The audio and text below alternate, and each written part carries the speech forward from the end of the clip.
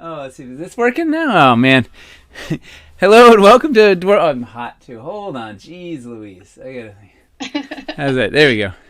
Hello and welcome to Dwarven Forge Live.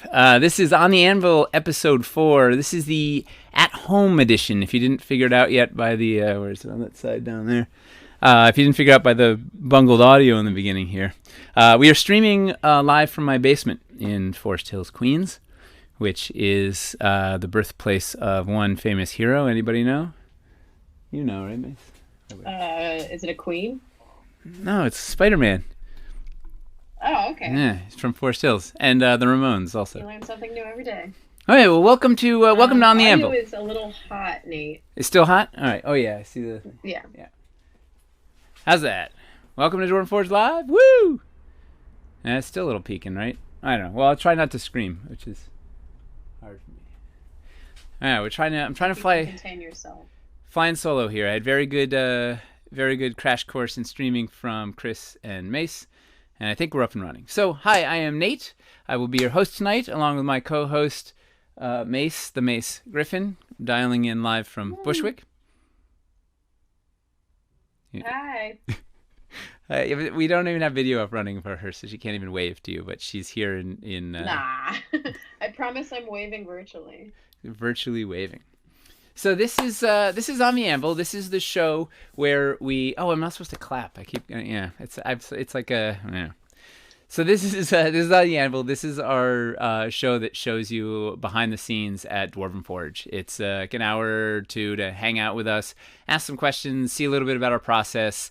We'll show off different team members and different aspects of what we do, from sculpting to painting to wiring up LEDs to concept art. I don't even know. We don't even know what we're all going to cover with this. Casting, building, whatnot. We basically just show you what's cooking here at the forge, or in this case, here in my basement.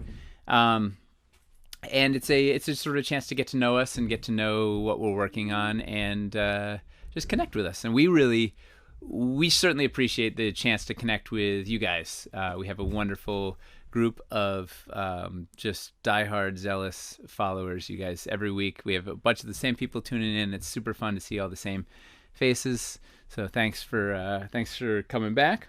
And if you're brand new, welcome. It should be a fun.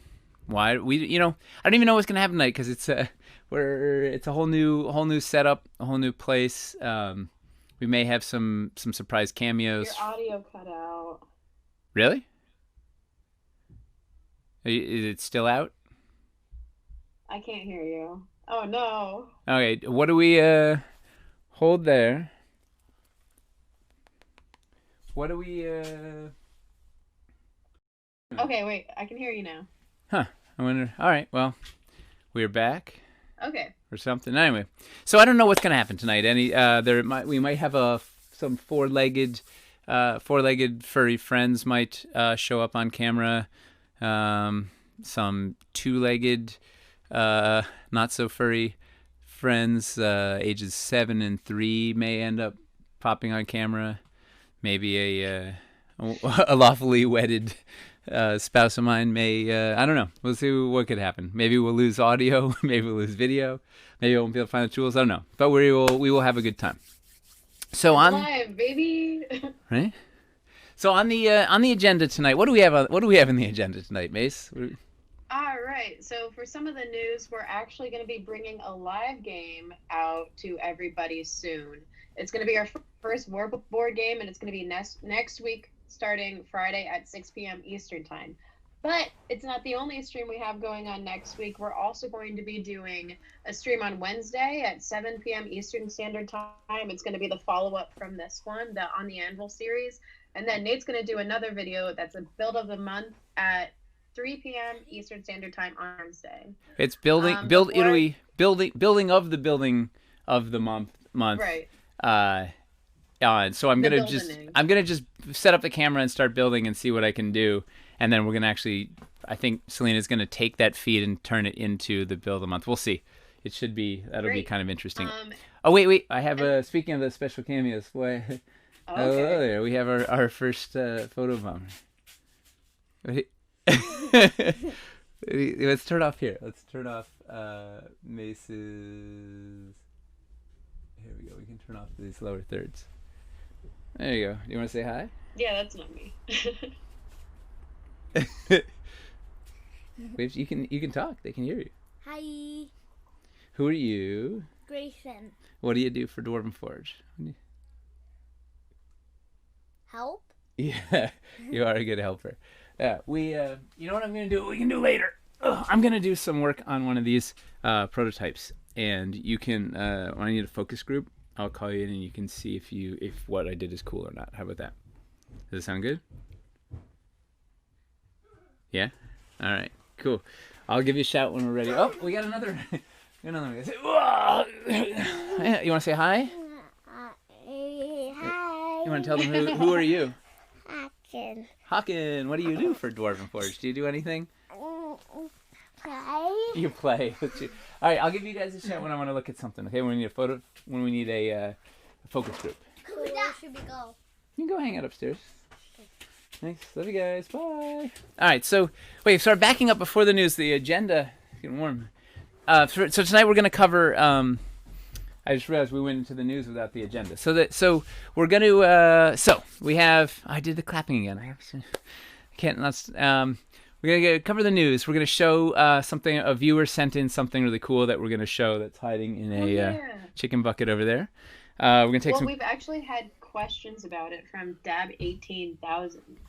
Didn't Dab 1800 win something?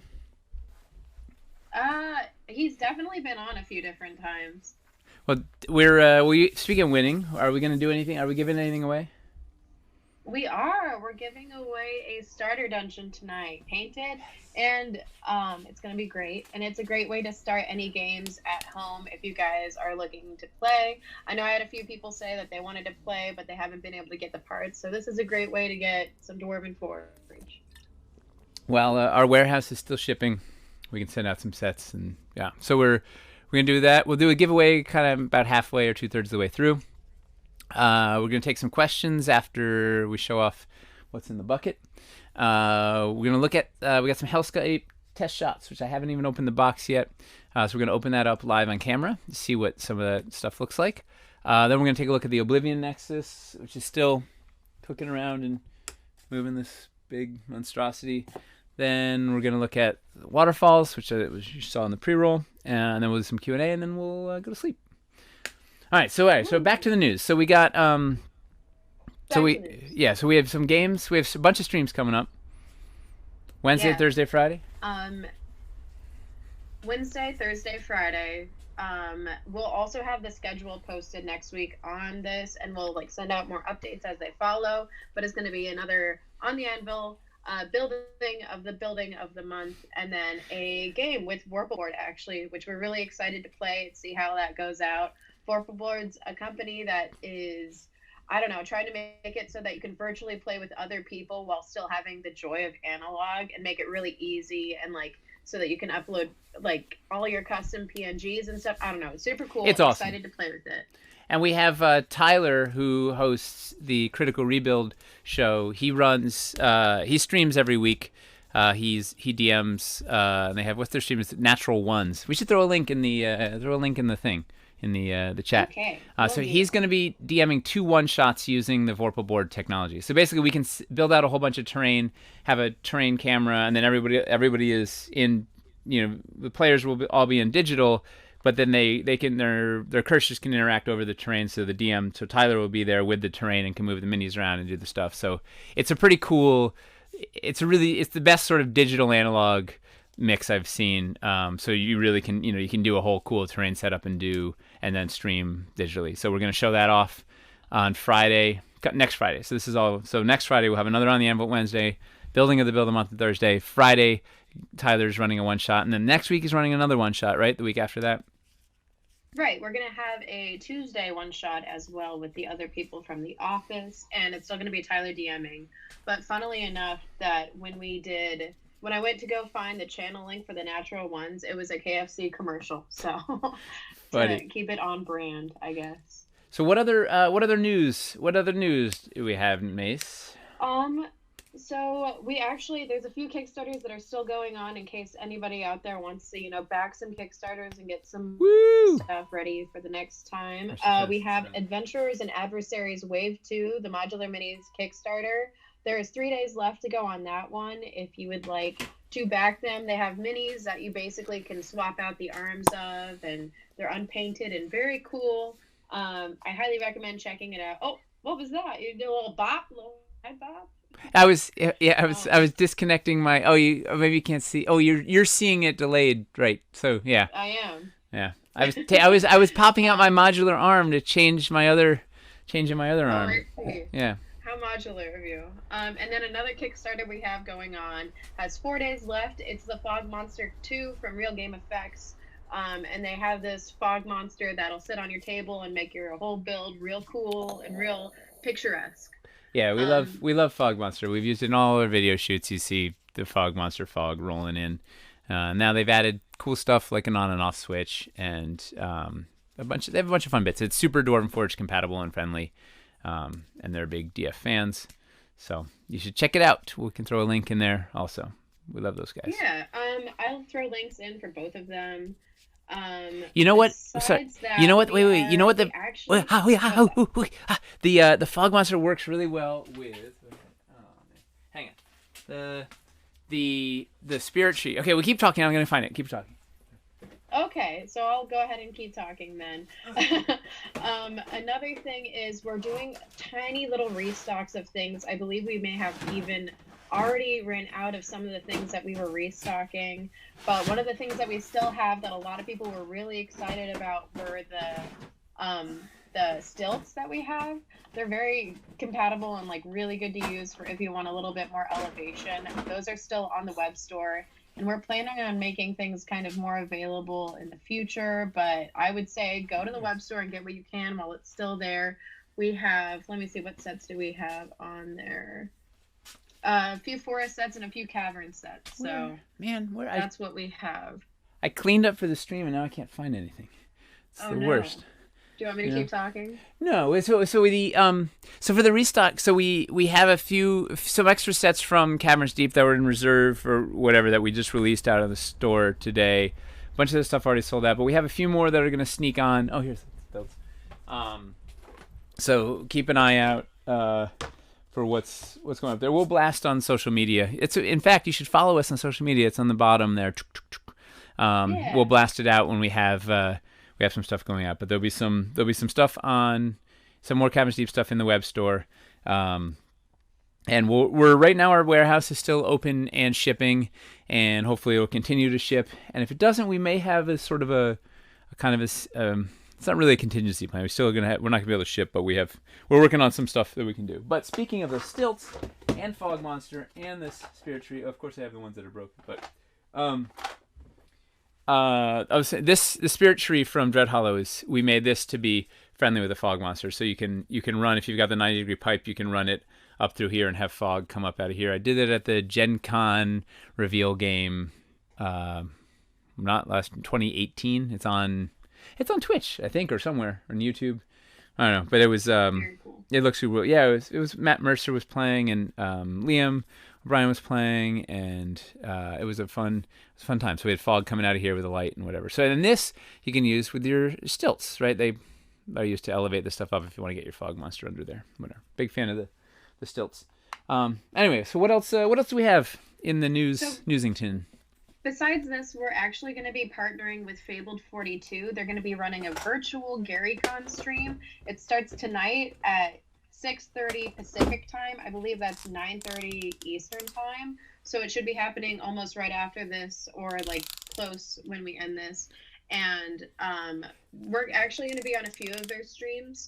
Chris, who's doing a lot of the behind the scenes work for Twitch and does a lot of the tech stuff, is going to be on their one shot on Saturday at 10 a.m. Nate's going to be doing their crafting terrain panel that shows you kind of how Dwarven Forge is made, and that's Saturday at 3:30 p.m. And both those are Central Standard Time. Wait, so sorry to hop around, but wait, we're gonna show them how we make Dwarven Forge. That's a terrible idea. We're gonna be on a crafting terrain. Yeah, okay. I was gonna show them how to make their own stuff like this. Like, well, we'll see. But like this little like rocks and foam and stuff. I don't know if we're gonna teach them the secrets of Dwarvenite because I mean, who's got 300-pound steel molds and injection equipment? But yeah, it's more of an insight to like how we as a studio. But yeah, that's going to be a stream that people can watch. Again, it's Fabled 42. We're going to be hosting their channel after this, so if anybody wants to check it out, they have several D&D games going and a lot of different panels. They're just trying to keep conventions strong and alive, even if you can only visit it from your couch, which I know most people prefer anyway. Like, this is part of virtual GaryCon, correct? Yeah.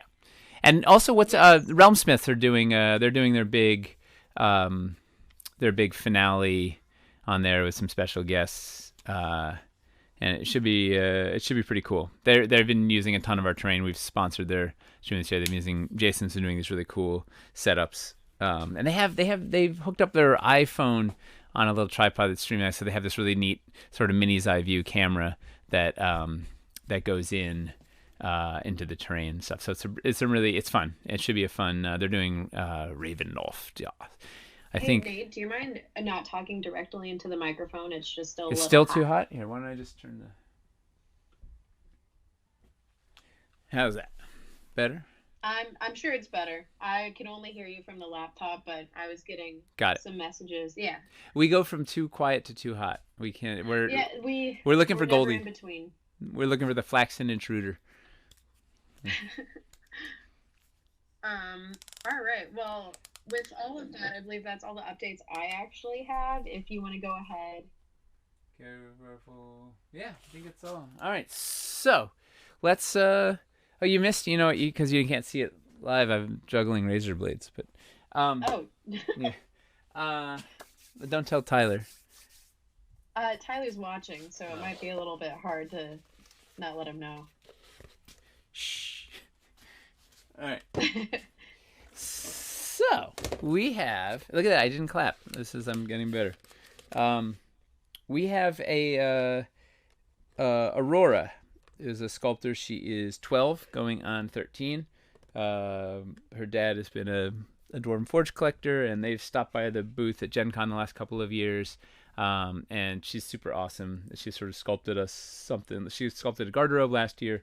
Anyway, they sent us a bucket of Valorian fried chicken, as you can see in the thing.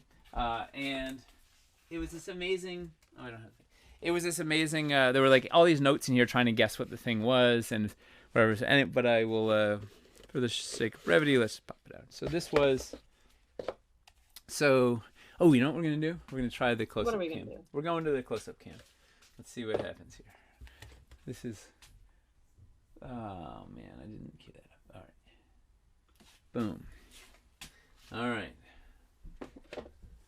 Can we see that? Is that...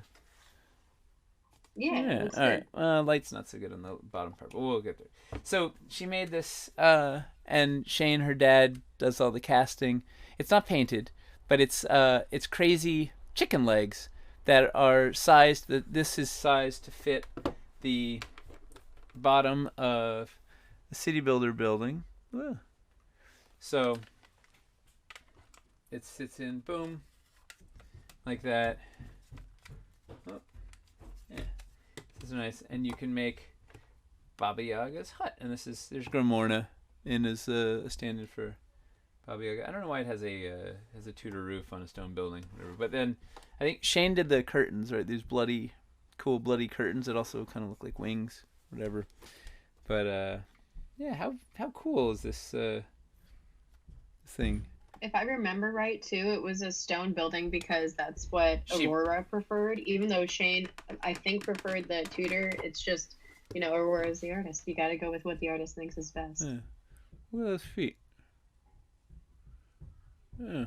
Anyway, that's it's so promising, inspiring to see young talent of this caliber, and in another few years she'll be working for us. Right? Oh, and this is the best part is she gave it a purposeful tilt. Right, it's not flat on either axis. It's tilted both back and sideways to feel more like it's lurching around. Whatever. Good, very good artistic choices. Anyway, thank you, Aurora, for sending that, sharing that, and having this fun. Oh, that's why it's in the The fried chicken, because the chicken legs. Valorian fried chicken. Yeah. We got that. All right.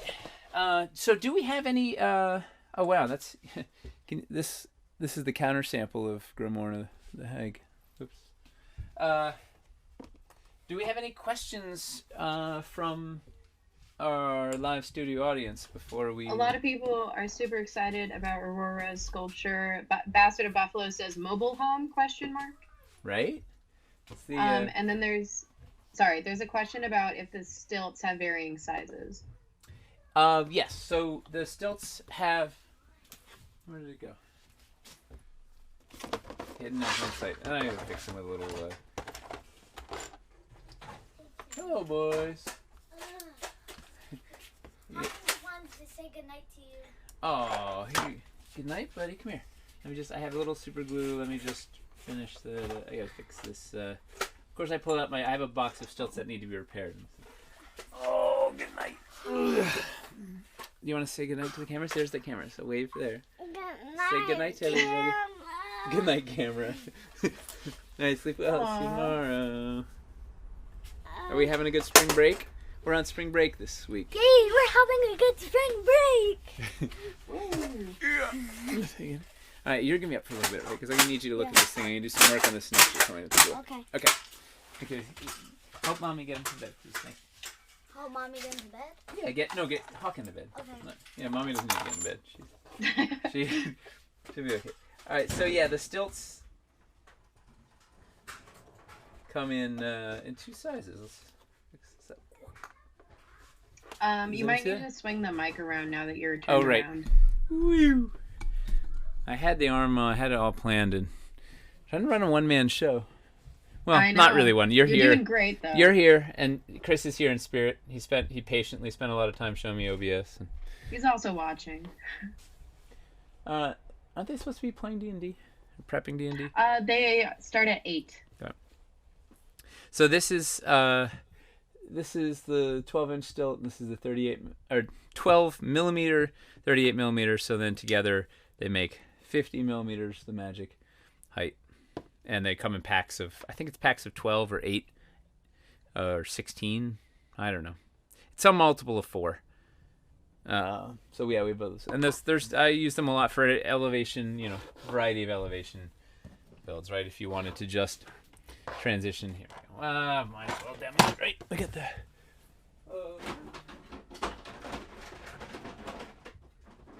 Conveniently,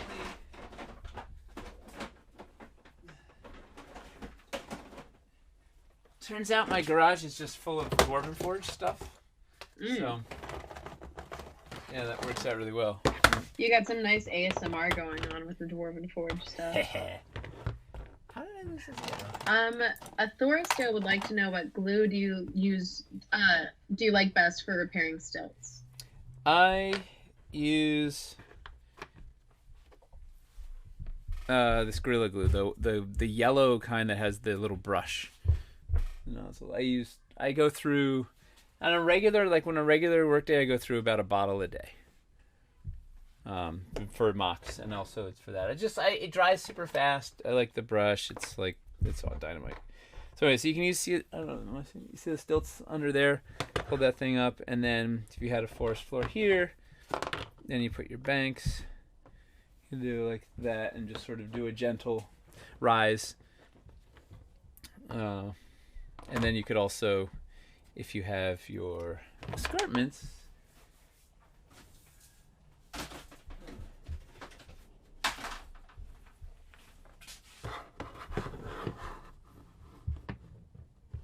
Anything like that.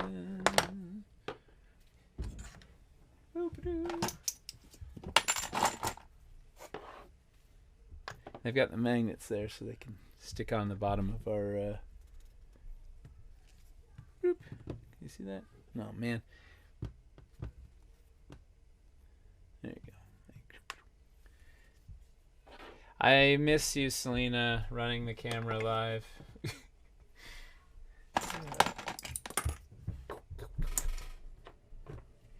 Is there any way to get the many of you in the crew that I see in the shows? Man, here's the secret. Keep asking for it. No, because then we can. It just keeps. It incentivizes us to actually make it happen. We keep threatening to do it on one of these Kickstarters, and this could be the one. So keep asking for it. Because And then yeah. Cat Eyes Jimmy, who just got here, says, "What are we working on today? I just got here."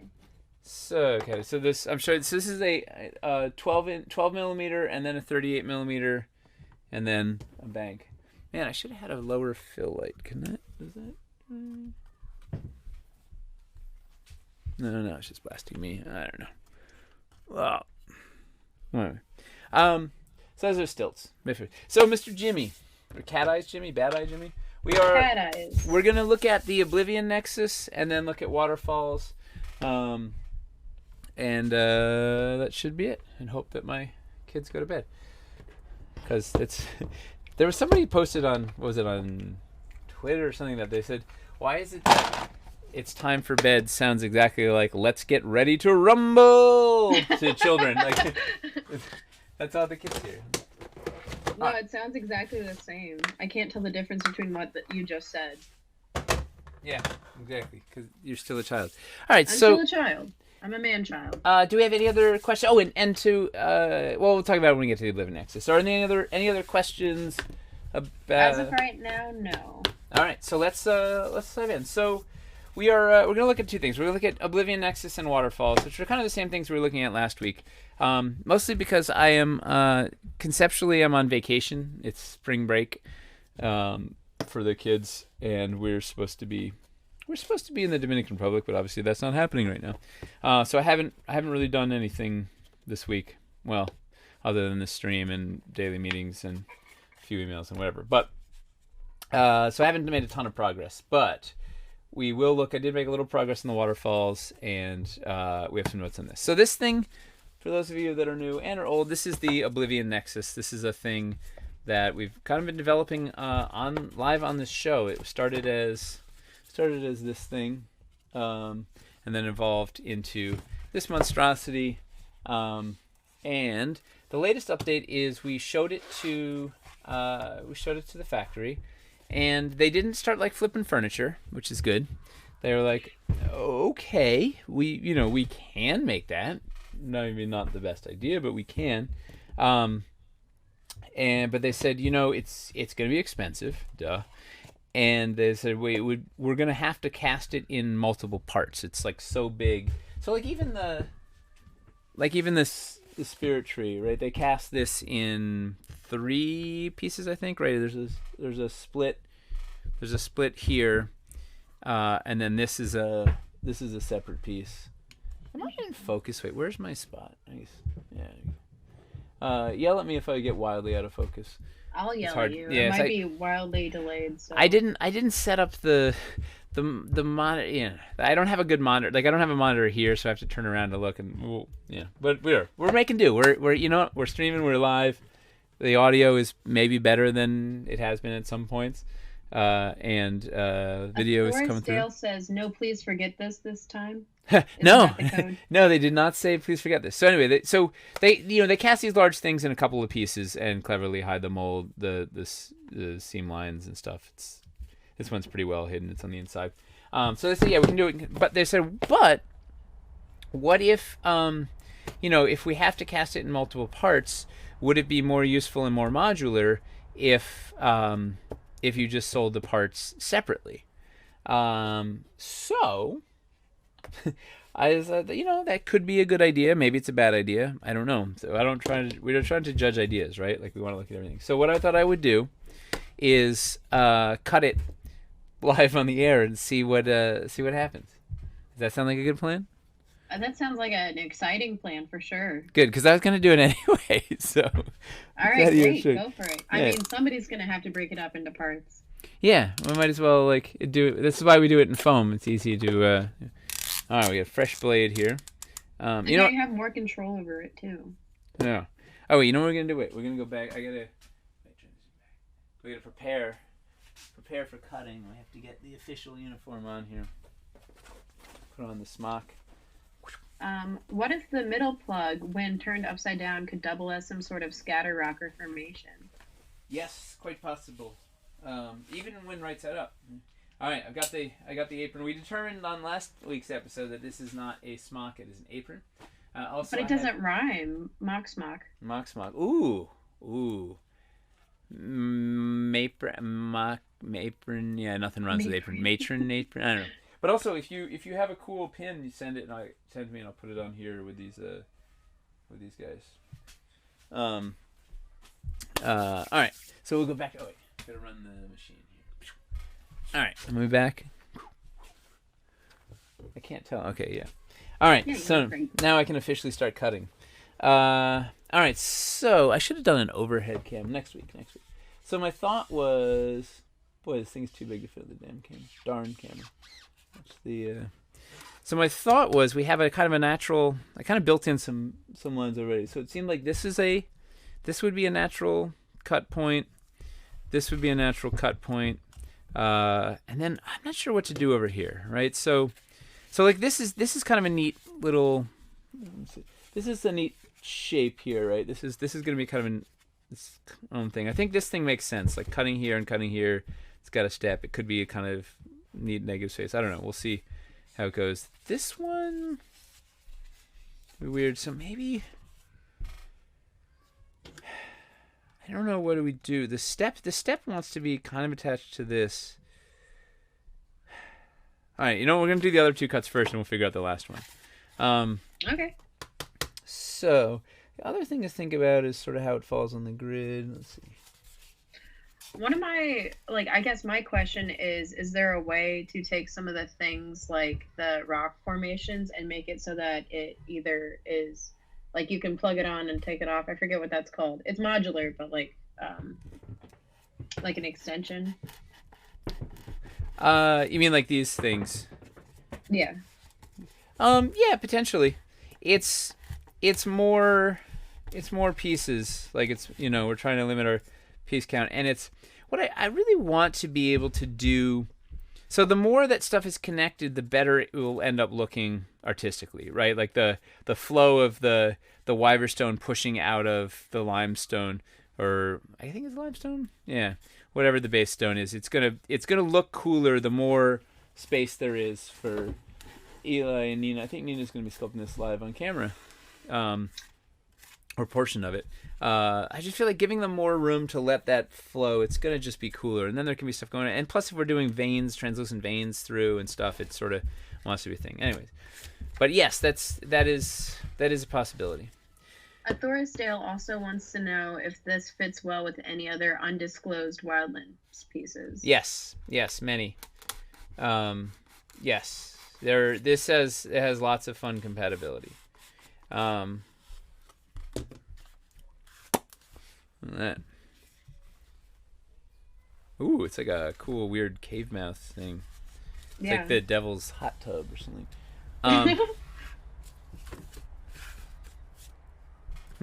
Like a hot spring. Yeah, the undercut is weird. And this is weird. But I don't know. Let's see. We're going to... Finley Shards wants to know, is the piece count the more significant thing versus the modularity? Does it have to do with sizes of the molds and the normal size of the steel molds? It's kind of all of it, right? Like the less pieces we make, it's easier for the less pieces we make, the easier it is for the factory, and the easier it is. I mean, it just ultimately means there's going to be less sets if there's less pieces, and that means it's easier for us to keep stock and things, and it's also just easier for us to maybe actually, make some money. So there's that. I guess a Thorisdale meant to ask if the themes and pieces were more to help dictate how you cut this piece apart. Oh, yeah. No, the cutting is just kind of arbitrary right now. Like, what I'll have to do if we end up actually cutting, I'll probably have to remock. Which is a pain because this one was, I don't know, this was like an 8-hour mock, or believe it or not, maybe 6 hours, I don't know. It was a blur. I spent the whole day on it, so I guess that's probably closer to 8. I kind of want to do this weird angle. Shane's saying, "Don't cut that U piece." Yeah, I here's my my theory is we're gonna go. Let me see this. We're gonna go like diagonal. We're gonna kind of keep the. My thought is this can be kind of a natural step there, and it'll be a diagonal. Like it feels weird, cutting it here like a hard cut here seems like this is gonna end up looking like a weird piece, right? Like this thing is really awkward across the board. So it seems like if I can do this kind of diagonal step cut, it might end up making this look okay, and then this might look cool, or I don't know. There's only one way to find out, right? Right. Good thing that foam is gluable. Yeah, well that's the fallback, right? Is I can always wow,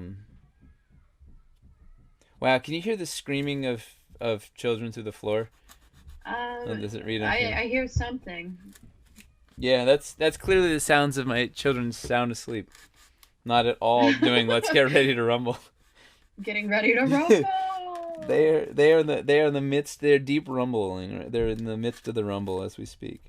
What you gotta do is build them a tiny little wrestling thing and have them tire themselves out, so they just fall asleep there, and then you carry them from the mat to their bed. You know, the problem is you can't tire them out.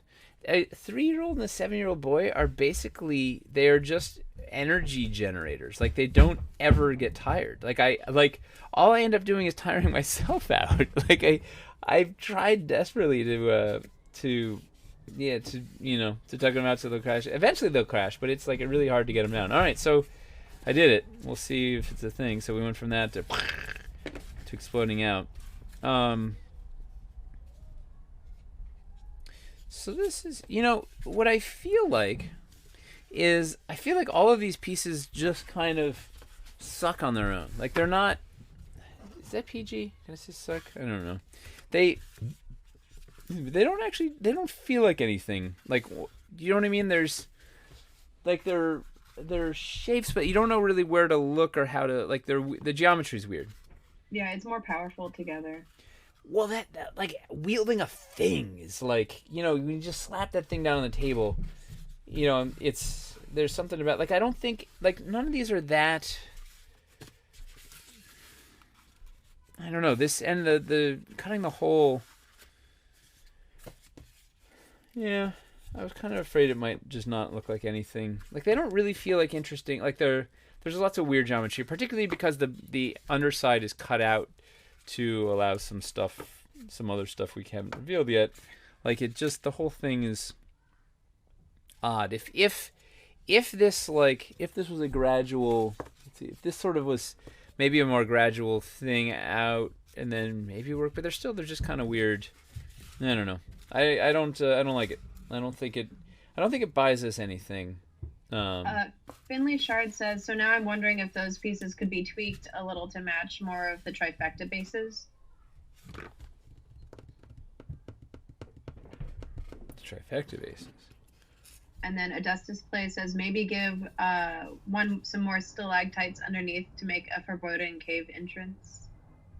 Potentially. The challenge is to do one of the things we need to do. These lines need, these hard lines need to be hard lines. Although we could actually cut into them, maybe. But like some of the, like, this stuff needs to stay. It has to be this. Or we could cut it out a little more. No, because it needs to shift. I think the problem is we're doing this thing where we're trying to do too many things. Like, I think it needs to just do the thing it's supposed to do, and be really good at doing that thing. It makes me wonder about, like, magnets possibly helping, but I don't. Well, it's fundamentally, you need the piece to be magnetic. Yeah, fundamentally the geometry, like, these things don't really look like anything alone. Like, they're not. I feel like they're not buying us anything alone. I'm gonna glue it back together. I don't know. Is anybody excited by these things cut up? A lot of people say it's hard to make that pit modular. Nobody's like saying they're completely against it, but it does feel too same. People are saying. It's just not like, I don't think it's doing a thing. So let's put it back together. But that's also, this is fun to do it live. Like, this is the process, right? We try.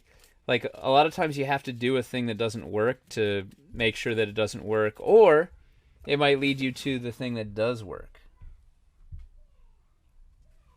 Dab 1800 says, not be a jack of all trades, but a master of one. Yeah, and here's the thing is, like, this thing already has a bunch of kind of crazy modularity built in. Like, it's doing a lot of things. We haven't even shown all the secret things that it can kind of work with. Like, it's got a lot of... Man, where's my... I need scraps. For once in my life, I don't have scraps. Oh, jeez Louise. Oh, no. I know. I miss the office. It's nice and warm over here. Dude, it's cold down in the basement. I believe it. Yeah. Cement floors. It's a thing. Yeah, so I think we're already doing enough bits. And also I don't know, I just like we have two general categories of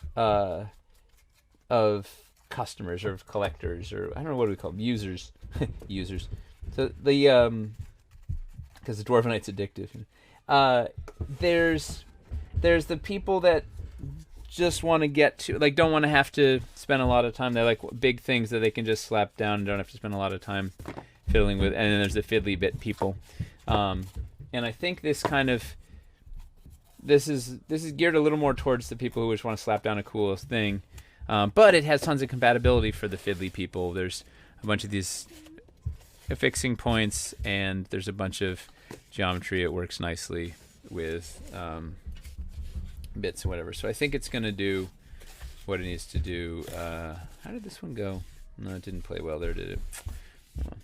I think it's going to stay. The as good one news is that thing. it glued back together fairly seamlessly. Yeah, that's why we play with foam, right? It's a sort of a consequence-free environment. It's the college years of a piece, and it just feels. Everybody's very happy the piece is back. Yeah. This is satisfying. Like, it just feels better. It looks like a thing. It feels like a thing. It's just like, I just want to slap this on the table and start killing. So I think it's gonna live as one piece. But I was kind of happy to do that experiment on camera to sort of see what happened. See, and this is like this is why our stuff takes a long time, right? We explore, because there's no right or wrong way to do any of this. We explore a lot of avenues. Finley Shard says, looks like we need the centerpiece to be about a 6x6 base to hold the interesting stuff, and then all the various steps and such around it as the modular pieces. Yeah, exactly. Right. This is the I don't know. This is the, this is like that cool, I don't know. It's the stage, right? This is where you're gonna put your villain, your big MacGuffin, your big whatever, and then it's sort of the stuff that you can attach and build around it. It's modular / all the bits you can attach. So it'd be a great mini base too, like if you were submitting a mini. Oh yeah, if you were doing like a cool diorama thing, you could put like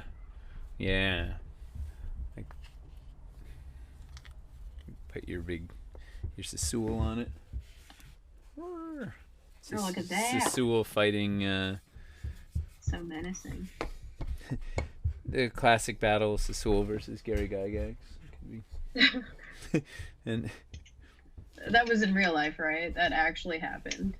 Yeah. It was over the rights to the first D&D book, I believe. There's a documentary coming out about it. For sure. Yeah. I wrote it, and that's what we're using your soundboard for too. Ooh, I can do all the sound effects. Sound design. Yeah, we need you to actually do the voice acting for Sassoul and Gary Gygax. And you don't have to change the voice at all. We want them to sound exactly the same. the battle over the rights to Gary's voice. So are there any do we have any questions about the Oblivion Nexus here? Haven't seen a question in a while. A lot of people are saying that they got their prizes, which is great to hear. Woohoo! Finley Shard says, have the central piece look more like the spirit tree of quite thin rock tower, and the other pieces that sit flush against it.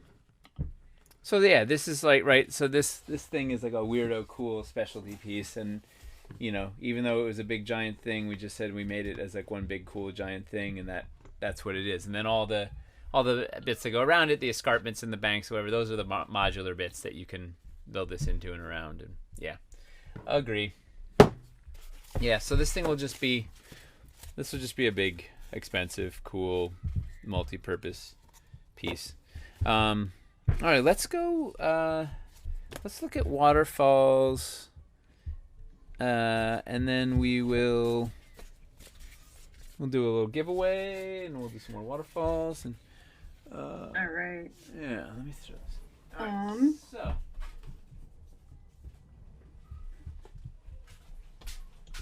I'm gonna get my waterfall homework here. So last we left our intrepid heroes. Can you hear the bedlam upstairs? I do actually. Is that it. them running around? Oh, or yeah. Is that something else the mic is picking? No, that's them running around. I don't know if you can hear this screaming. I hear light screaming. Yeah. Yeah, it's pretty awesome. It's like having. So the giveaway is also U.S. only. I wanted to Oh yeah. say again. It's like having miniature clones of myself. It's really, it's nuts. I'm a handful. Anybody in the office can tell you that. I was gonna say what you could do is make them run on treadmills that like power things, and then you have Energizer bunnies. Like actually, my mom's parents or dad, I think, was really kind of against television. So he did that. He somehow hooked up an exercise bike to a generator and plugged the TV into that. So if they wanted to watch TV, they had to like ride the exercise bike to power it. And if you didn't go fast enough, it would like the signal would die out. But she had 6 siblings, so there were 7 of them, so they could all take turns. So it wasn't so bad. Like everybody would do like 3 minutes, and you'd like rotate out. But that's not the worst idea, honestly. yeah. Thorisdale wants to know how all the employees are holding up. So we are everybody is sequestered. As of it was 2 Fridays ago, we broke up the office. With the exception of coming in twice, we had 5 people come in for those 2 live streams last week. But with the exception of that, everybody has been working from home, and it's tough, right? We're like, you don't realize what a social animal you are, right? Like you. Yeah. It's I don't know. Everybody. It's I don't know. It's weird. The isolation and sort of not being all in the same space and the same creative, like, you know, that humming energy when the studio is cooking and all that stuff. But for the most part, everybody's healthy except for Gabe and Janet. Janet turns out has tonsillitis, which is that's what I heard too. Terrible time to get that. But there's and we don't know what's going on with Gabe, but he sounded a little better today. He did, yeah. I think another thing about why it's hard for employees is because we're all social and all far away. This was kind of the best part of my day, and like pretty much my year is being able to work here. So I feel like a lot of people are going through the same thing because we have such a like cohesive team. Yeah, no, it's really, I miss I don't know. It's weird, but we're all, you know, we're hanging in there. We're doing our part to flatten the curve, and sort of adjusting. And I think it'll really, we are gonna be excited to be back in the office. And if I'm really dreading working from home next week. Like this has been vacation week, so I haven't tried to do work, but you know, trying to work while the kids are here is gonna be, you know, we have to set some hard limits. I wish I could lock the door from the inside here. Yeah. No, it's gonna be tough. A lot of people are having issues with the stream glitching. You might want to stop and restart the stream. Okay. Okay. What is It says. Yeah, it's weird. It's okay. Oh yeah, it has 1700 dropped frames, which is 0.8%, 0.8%, which is not a lot, but I guess enough to be. Let's try. All right, so I hit stop and then hit start again, right? Yep. Cool. All right, see you guys in a sec. We had some glitchy streamage, so we're restarting and seeing what happens. I am Nate, Chief Creative Officer of Dwarven Forge, and joining me on the laptop line is... Hey, it's Mace, Twitch Commander. Oh, and I think I have somebody. I have a. We have a special guest here. Hawken, aren't you supposed to be in bed, buddy? I have to tell you something. Come here. Come on, tell me. Tell you something. You want to tell me something? Here, you want to say hi to the camera? So we are streaming from my basement. Can we take a free one? Can we take 100 raid boss? A raid boss that's how many points? 100? Maybe can you take a raid boss in one call? One skull? Yeah, we can. We took on a 3 skull, right? A free. You're picking your nose on camera. So we've been playing some Pokemon Go, right? Equals 3 plus 1. 4 skulls? Oh, I don't think we can take on 4 skulls, but we could take on a 3. The 3 of us could take on a 3 skull boss. Maybe. All right, but it's time for you to go to bed, okay? Okay, maybe. Right, say goodnight to everybody. Yeah. Wave to the camera over there. There? Yeah. Okay. Bye. We'll go get some Pokies tomorrow. Yeah. Good night. I love you. All right. So, we were looking at waterfalls, right? Is this stream better yet, or do we even know? Oh, they didn't Some close it people say they have a little bit of issues with the stream. It might be something that you can change in OBS under your bit rate. Want me to try? Let's see. Sure, go for it. What settings? It should be under output in the preferences. Bit rate is currently 6K or 6,000 kbps. Audio bit rate's 160.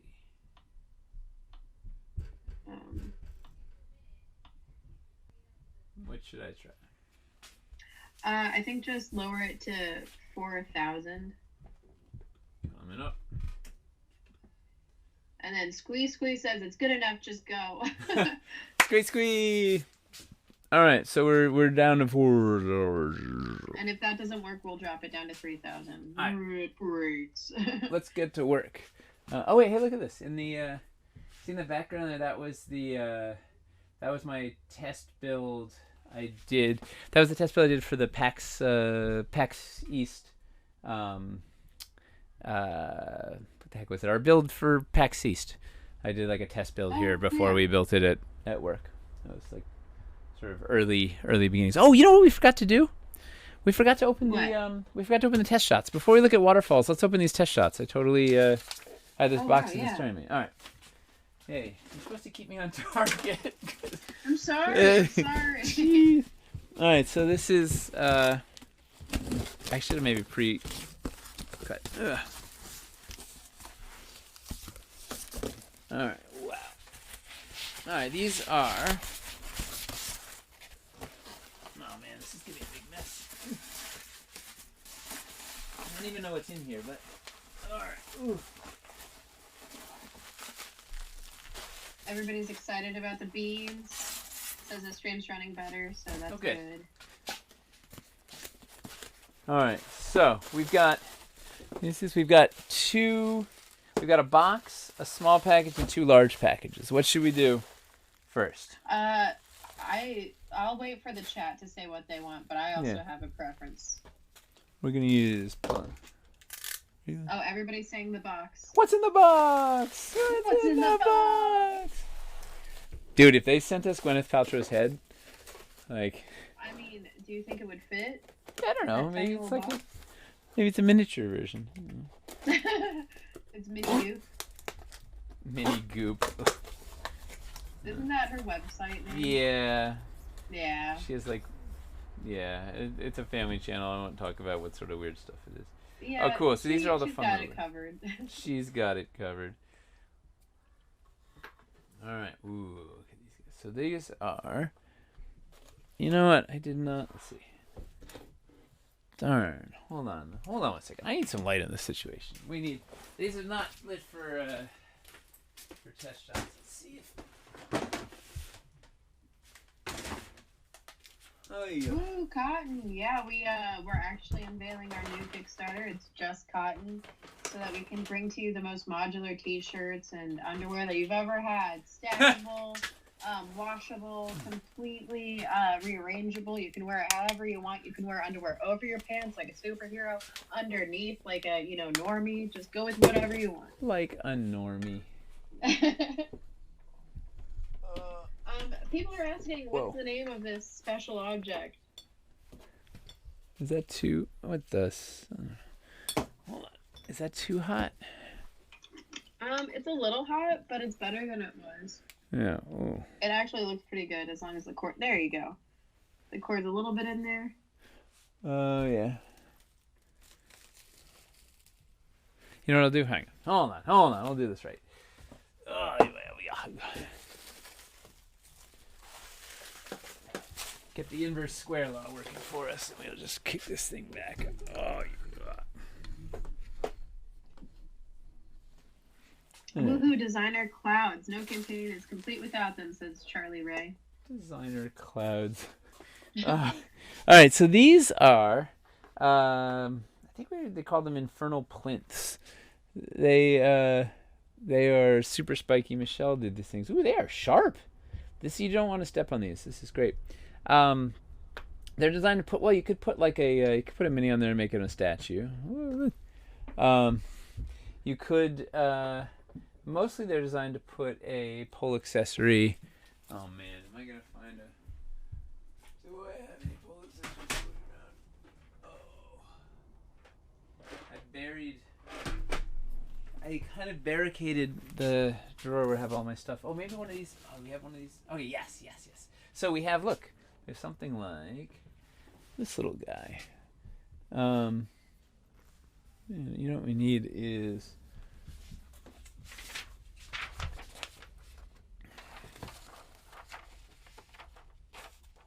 Did I read better? No, it's probably worse, isn't it? Okay. So this, you can put pole accessories on there. We have a variety of cool pole accessories. This guy is the little, the infernal imp. I guess the imps are obviously infernal. He's something. I don't remember what I called this guy. A little imp gargoyle, imp something. I feel like it was imp something. I think it was something imp. Yeah, it's either imp or like probably not devil, but something. Yeah. So you can plug in a bunch of stuff in here. It's exciting. We got a pair of those guys. Ooh, this guy. This is the piece from the top of the Hellgate, which plugs in on there.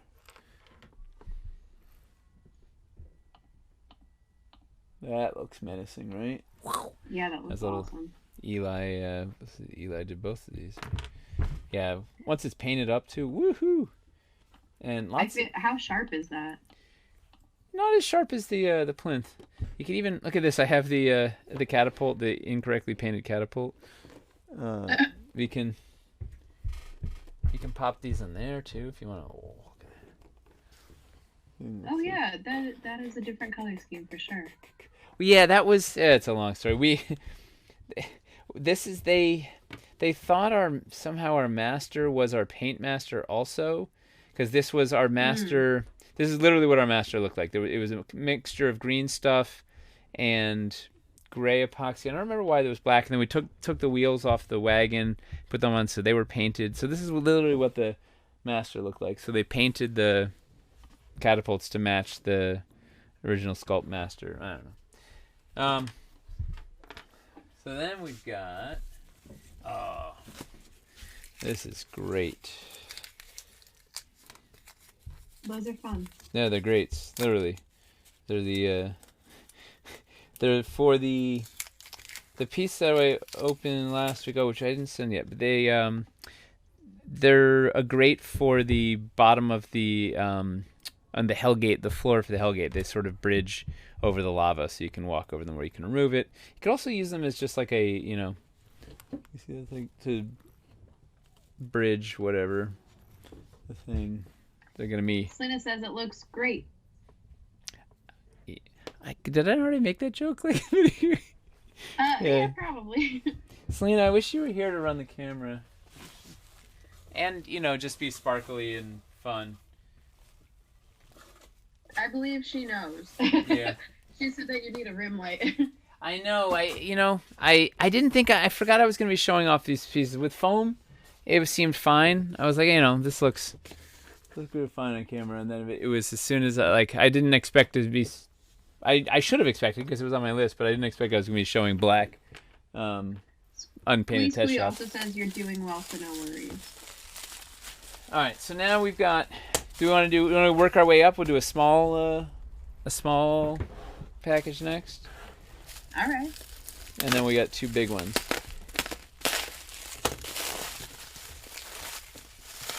So the pegs on the other things, do those work with the castles as well? They are universal to all of our pole accessories. So any Awesome. pole accessories starting from the castle system through Dungeon of Doom, Caverns Deep, Hellscape. So it's all intercompatible. So all the head on the pike and the battlement blades and the flags, and it's all the same system. And do the grates fit the sacrificial pit from the DoD? That is a very good question. Should I pause the stream to go? I mean, let me see. Hang on. Let's see if I barricaded my Shrine of Sisula. Okay. Oy. Do you need me to do my prop comedy? Yeah. All right, everyone that's watching the stream, trust me that if I were there and had my props ready, oh boy, you'd be laughing. Because what humor is better than prop comedy? I don't know. But so I'm I've gonna give Carrot Top a run for his money by doing his exact same stand-up bit, but being a little bit less terrifying. I've barricaded the Forsaken Temple in the streaming computer table is right in front of the bin that has Forsaken Temples, so can't get it. But I do have this caliper here, which I never realized. So no. So here's so yes, they are. Can this that read? We can't see the number, but we can see 53.37. So 53.37 millimeters. So this is purposefully just slightly larger than 2 inches. So it'll precariously sit over the sacrificial pit. It's going to be like capital, all caps, precarious. Because the sacrificial pit is just a tiny bit over. It's probably 51 millimeters, so that you can fit a floor into it. Maybe it's 50, it's close. So it's going to be, you can do it, but it is going to be dangerous. And maybe that's the thing. Like if the mini falls, the character falls. Mm-hmm. I mean, yeah. It could be sacrificial pits are meant to be dangerous. Right? Otherwise, he would just call it like a friendly pit or something. All right. So this is, these are the summoning circle tops for the pedestal of pain. Look at that. It's hard to see a lot of the detail in. Do they even read on camera? A little bit. It's hard to see because it's not painted, but you can see that there are some edges. I wonder if this one's better off without the light. Check this. And it's in our translucent. There's a sticker on the bottom. Oh wow! Wow, it's really blowing out on camera, isn't it? Yeah. Yeah. Well, there's a sticker on the bottom. That's what it's gonna say. Blackout Sun's much more yellow than I anticipated.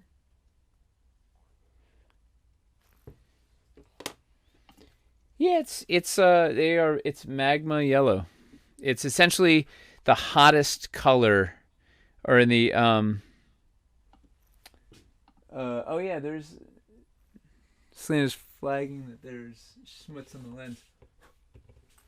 Yeah. It's the hottest color, right? So then we can paint everything else gets darker from there. Right. So it was the brightest yellow. Is there a star design on it? It says Shane Patrick. Yeah. It is. It's a 5-pointed, crazy, swirly, star, evil looking thing. Also, you can just use it as like a dais anywhere. The final paint, this thing is really dark, and there's only a little bit of the yellow coming through. In fact, I think this thing might actually end up being black. I can't remember what the final paint on this thing was, but yeah, unpainted is going to be this crazy yellow, similar to our old lava pieces from the caverns, our second Kickstarter. Also, so does this work on the Oblivion Nexus? Oh yeah. Glad you asked. If I could only find it. How do I manage to lose like a little? Oh, it's over here. You just need to safety pin everything to you. I know you have the safety Yeah. pins for it too. Ooh, wait. Let's get the phone back here. Oh wow.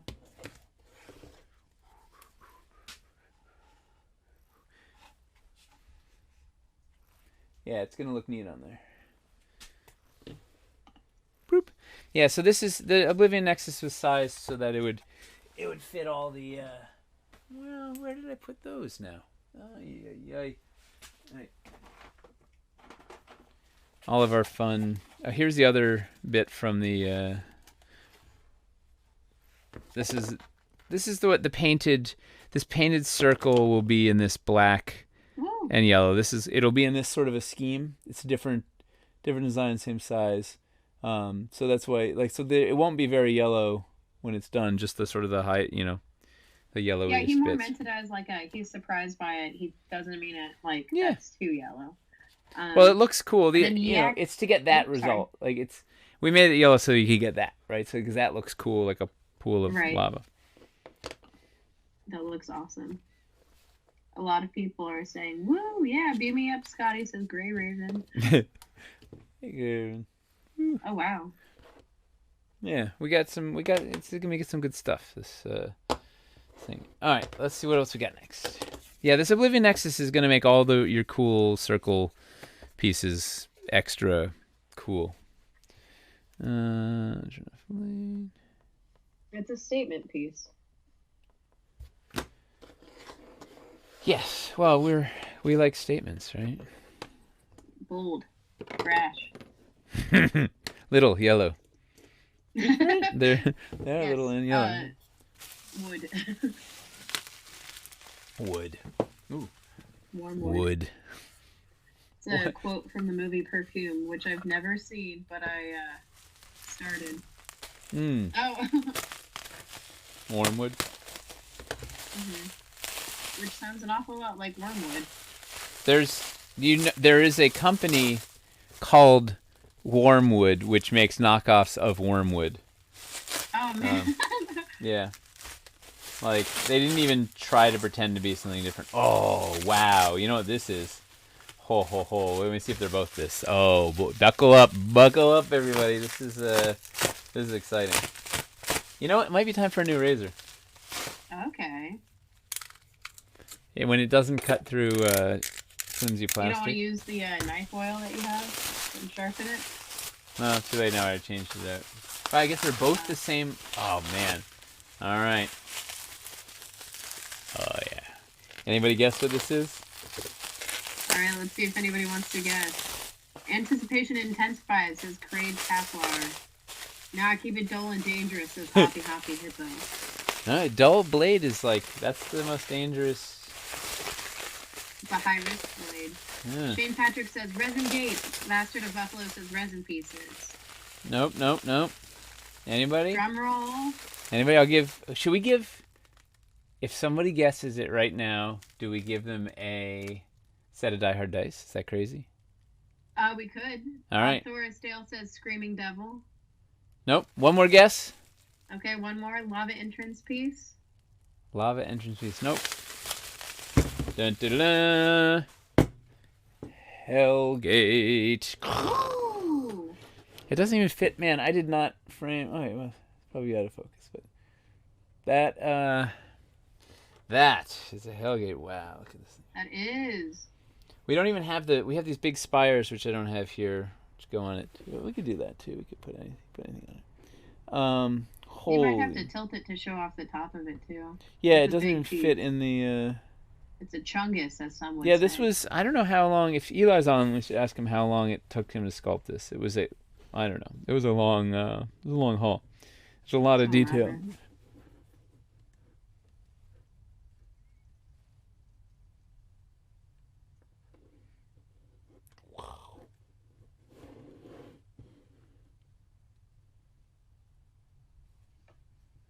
And then let's see this. See how the portcullis mechanism is working. Oh yeah. All right. So the let's pop this thing out first. So the portcullis which is interchangeable with your regular castle portcullis. So the flame, sort of flame motif. Pretty cool. It has a little thing here you can lift it with, and these little side pins here, so it lines up. When you drop it in, conceptually it lines up. Let's see. There's what do we have? 3 settings. One. There's 3 little hooks in there. You can lift it up and push it back. And Nice. 2 and 3. Could you go through that again, but then move your hand away after? Yeah, each you mean setting, so you that mean we don't can don't see? put my hand in front of the thing I'm trying to demonstrate? Yeah, maybe. I don't know. Yeah. Thanks for keeping me honest. And I need like a little a ramp for this thing. Here, wait. Let's put this behind so you can see it. All right, so Thanks to Eli, that looks amazing. Says Blackout Sun. so this is all right. So that's the highest setting. Then let's see if I can find the next setting. Is that the next setting? There. That's like that could let a regular human would fit under that. Then that's like halflings only. I guess a gnome. And then all the way down. So then this also, in the back here, takes some double doors. Oh man, I wish I had the test shots of the double doors. Let me get some double doors. Let's swap some double doors in there. Oh, what? Do you need me to distract? No. Okay, good. Wow. Well, thanks to do I have a pair? Yes, I have a pair. Of course, I only have one of the ruined ones. It'll be enough. Yeah. People will get the gist. So conceptually, let's see how this pans out. So there are new door systems. So previously we had like you had to remove a thing and pop it on, whatever. Now, in theory, you can do it without removing thing. You push the door up. Let's see how well it works. Yeah, this one's more questionable. It works really well with the arch from. Huh.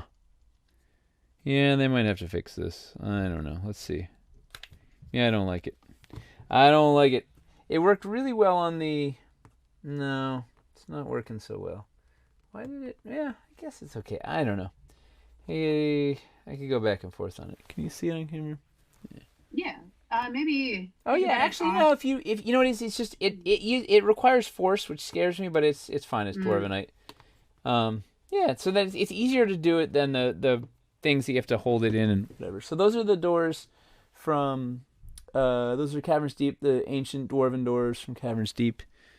Those which Michelle sculpted. Felipe did this really cool design, this Art Deco thing with the anvil, the negative space anvil. That's like the front of the anvil, the back. There's like an anvil in the middle. Great Kevlar says he just painted those today. Woohoo! And then of course I have the. I have one of the ruined versions. You'll have to ask my children where the other half is, but there you go. You have slightly ruined it. That looks kind of cool too. Wow, look at that.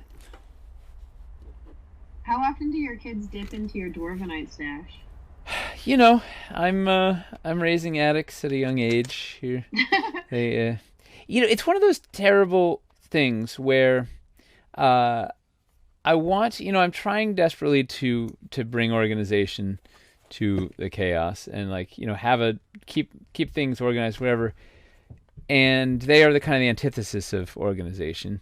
But I don't want it. Young age. Yeah, I haven't figured it out yet at my old age, but I don't want to stop them from playing with the stuff, right? It's the best thing in the world to come down and find that they've built some crazy dungeon with there's 800 pieces strewn about all over the place, and they had the greatest time, and I want them to keep doing that. So I don't want to stop them from playing, but also I wish I could somehow organize it. But wow. So yeah, all the time, because wouldn't you, if you had a basement full of Dwarven Forge, wouldn't you be playing in it every day? Absolutely. Yeah. Maybe you could just ask them for advice on how to do it and make them feel like, the system is something that they feel like is very important to them. That's a good idea. My 3-year-old, maybe not quite so much, but Grayson could probably figure it out at 7. Where? Yeah, and then Grayson can teach your 3-year-old. Hawken. I'm going to get a drawbridge. I know where one is, but please stand by. I'm going to get a drawbridge. While you're doing that, though, do you want to maybe make a keyword? Oh, maybe, yeah. Okay. So for this people watching the stream, we're actually going to be doing a giveaway today. It's a starter dungeon. We're very excited to be able to give it away so that people that are stuck inside have something to play with. So give us a keyword, Mace. A keyword? Me? Let's do, I don't know, magma, M-A-G-A.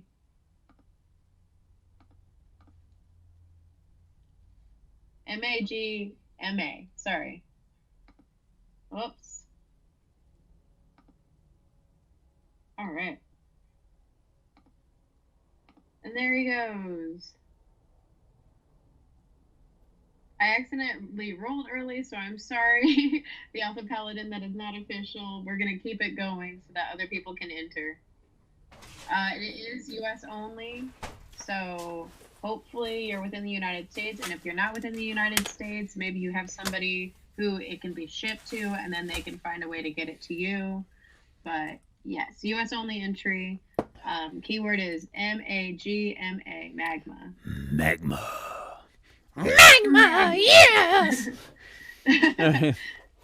So, Thorisdale just gifted a ton of subs. Thank you, Thorisdale. Thorisdale, you have been so generous to this community. It's like every week you are gifting subscriptions to people, and it's just amazing. It's really nice that you can share the subscription of Dwarven Forge with so many. All right, so is this thing on there? So we have this set up here. You can affix a drawbridge. There's a little hook.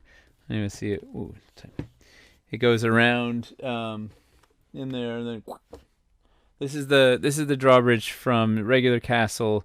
We have the brand new Necromancer's drawbridge, which also fits on here well as well. If you've got the winch, the manual winch, it fits on the back here, and the chains go out through these two large holes. Oh, awesome. And then they come out under these cool dragon heads. You can kind of see the hole. Let's see see the holes through there. And then they attach to the front of this, and so you can winch your drawbridge up and down. Of course, you can use your drawbridge without that winch as well. You can just use it plain in manual. And there's also the floor for this thing has feet that you can affix the drawbridge out on the floor of the magma, and it sits up like that, and it's kind of cool too. And you can use the floor and the drawbridge also. So also, man, look at all the carvings on here. Man, this thing is, this is pretty outrageous. So I'm really excited by this drawbridge foot. Like we had just sort of a really crude, just a crude notch in the bottom, and they really they improved upon it.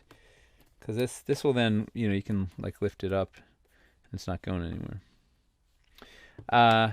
Also, check this thing out. The back pops off if you want, so that you can then you could just put this flat up against something else as a facade. Yeah, right. We've got a thing we call modularity. I've heard of this before. Yeah, right. It's catching on. It's blowing up. And then this. Should we do the drawing for the giveaway? Give it a sec. Let's just finish this. Okay. All right. Give them another moment. So you could do something neat. This is gonna give people more fun modular options. Of course. Where are my castle walls? I don't know. It lines up nice with the castle wall. Modular is ever gonna catch on as a slang word for cool, kind of like rad and like sick. Tubular. Yeah. Dude, it's totally modular. It's the most modular thing I've ever seen, bruh. Do you even modular? I modular all the time. Wow, look at this Cerberus on here. It's totally modular. Wow. This is so exciting. All right, so that's the crazy. This is one of my favorite bits. This sort of variation on, I can't even get it on camera. Asmodeus' sigil. There, it's pretty awesome. We did our own. Eli came up with a cool thing for that. All right, so that is. Oh, we got 2 of these, just because. Why not? Oh, I did clap again. Oh well. Oh, such hot bleeding. You're gonna start doing the thing that Mr. Burns does just to stop yourself from clapping. Excellent. Ow. Yeah, that. Because the only thing better than a Hellgate is 2 Hellgates. I guess you really kind of need 3 of them, though, right? You need to have like 3 different doors to choose from, each that can talk to you and whatever. Oh yeah, and you can have different spires on the top, or like peg accessories. Yeah. You get the heads on a pike in those. Oh yeah. Gary on there. You can, Get Gary on a gate. Well, it's these are big enough that you can put a mini up there. You can put all sorts of lots of options. You can put these. Check this out. I can't even see. Oh, you know what I'm gonna. Okay, I'm just gonna move the camera.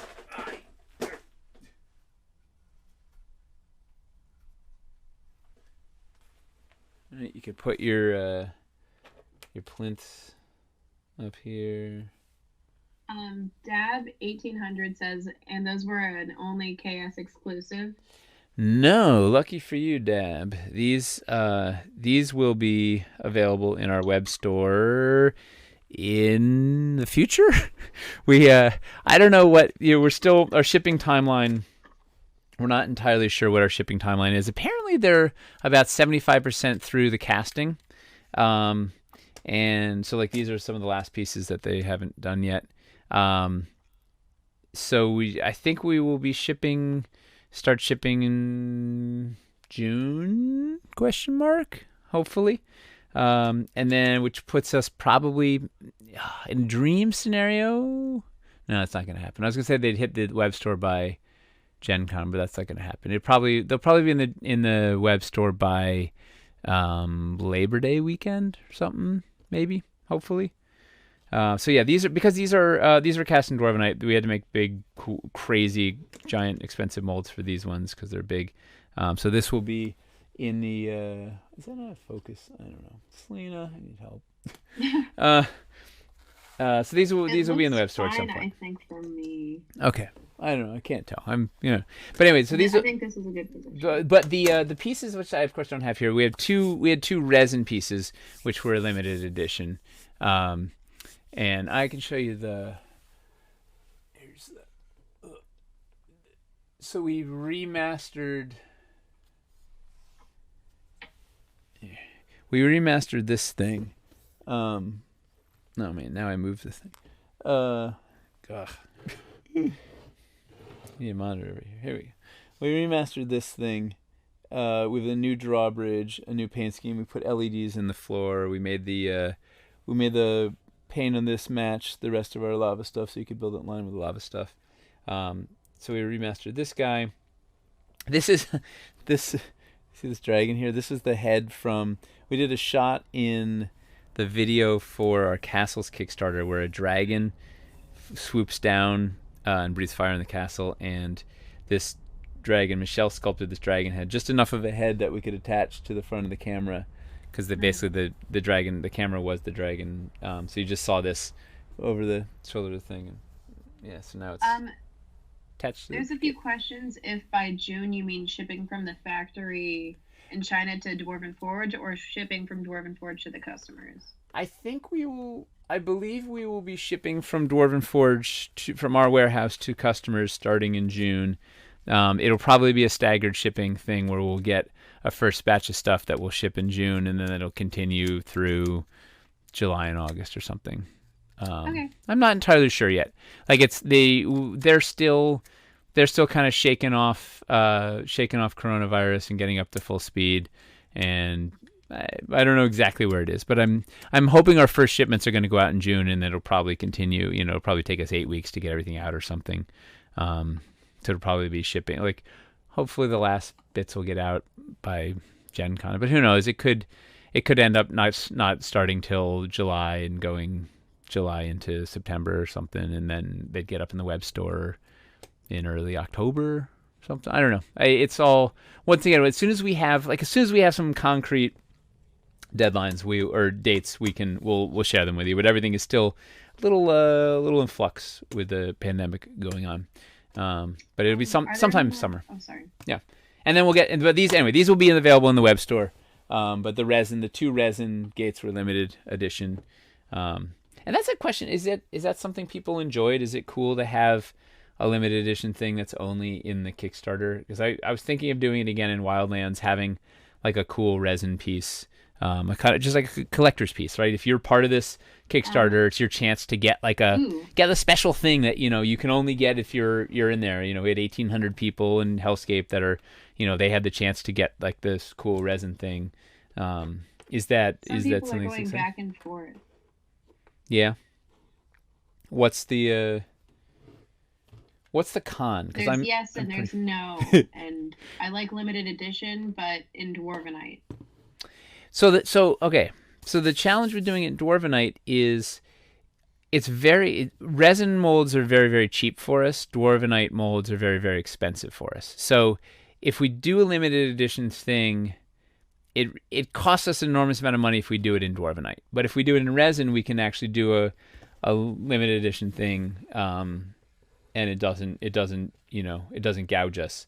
Or we could do, that's why we did like limited edition paint scheme, because we made the same mold, but we did alternate paints, and that wasn't so bad. Although the factory gets, too many alternate paint schemes drive them crazy. So maybe we look at something in an alternate limited edition paint scheme or something. I don't know. We can play with it. Should we roll for the giveaway and then transition into waterfalls, or do you have more test shots?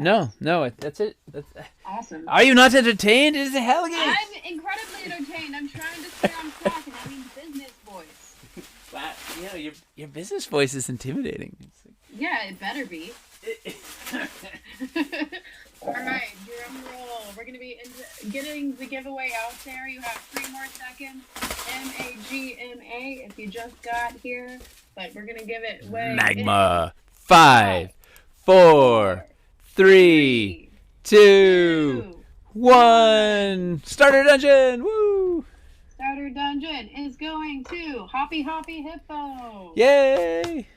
Woo! Congrats. But Hoppy Hippo, when you open the package, don't use a dull razor blade. That's my recommendation to you.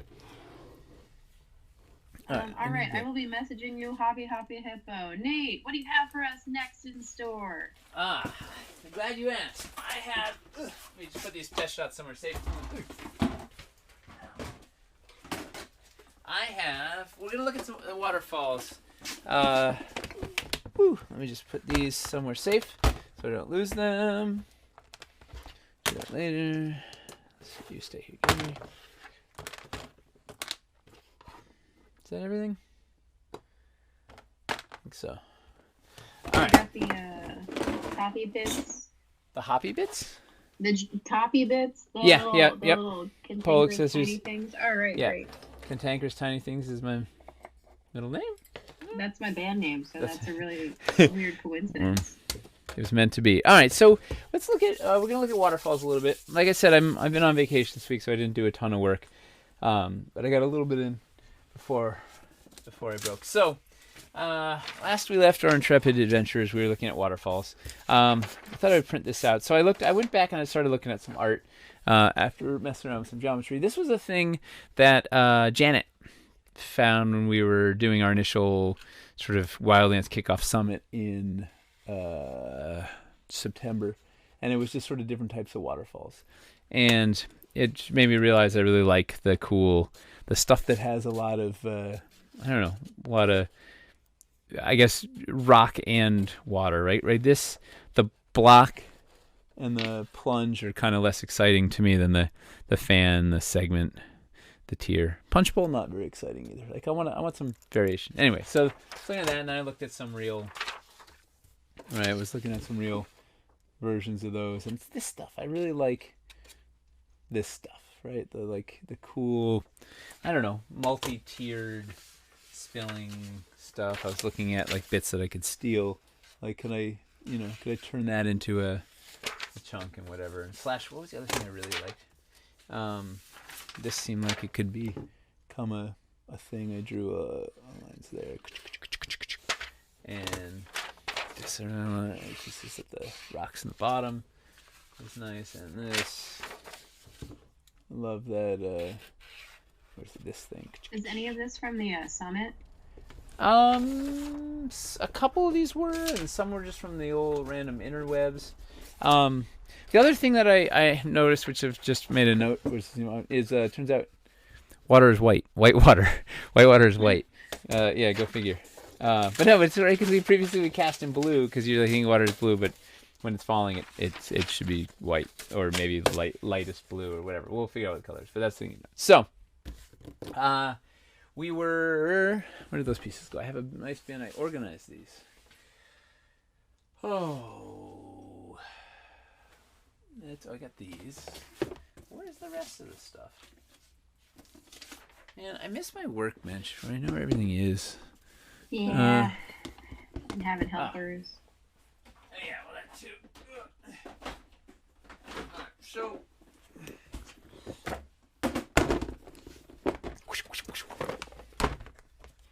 We were messing around.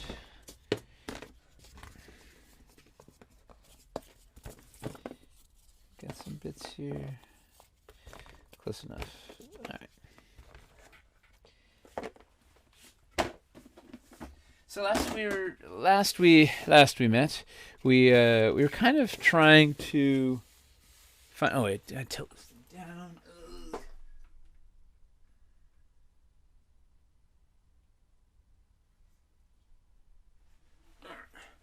We were trying to find a sort of a balance between the beauty of something like this, which has a bunch of the kind of things I like, and the modularity of something like this, these stackable bits, right? So what I messed around with, so I was last episode I was sort of poo-pooing the right, funny, the 2-inch waterfall, in that it doesn't play well with the geometry of Wildlands, where we're on a base 3. The 2 turns into a 4 when it has things, whatever. But and it didn't have a good stream to fill it and whatever. But I've done an about face, and I think 2 is better than 4, because yes, 2 inches alone isn't so great for Wildlands, but 2 inches alone works really well for caverns and for sewers and for kind of anything else outside of the wilderness. 2 inches works really well. So it's, for modularity, for compatibility with the other stuff, you want to be able to play with your caverns bits and whatever. So we want, I think 2 inches is a good base building block, especially because 4 inches. So imagine this and this were baked in. 4 inches flanked with 1 inches becomes 6, which is great. But 2 4s becomes 8.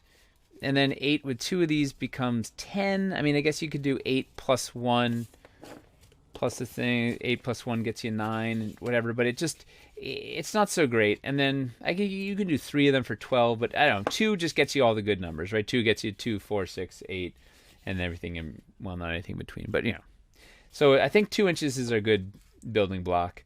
The challenge being that you've got a bigger canvas. 4 inches gives you more room to do kind of interesting asymmetrical stuff, but I think we can crack it. So the thing I was excited about was this little tooth hanging down that would allow these things to nook together and look relatively seamless from the front, but still keeping the curve.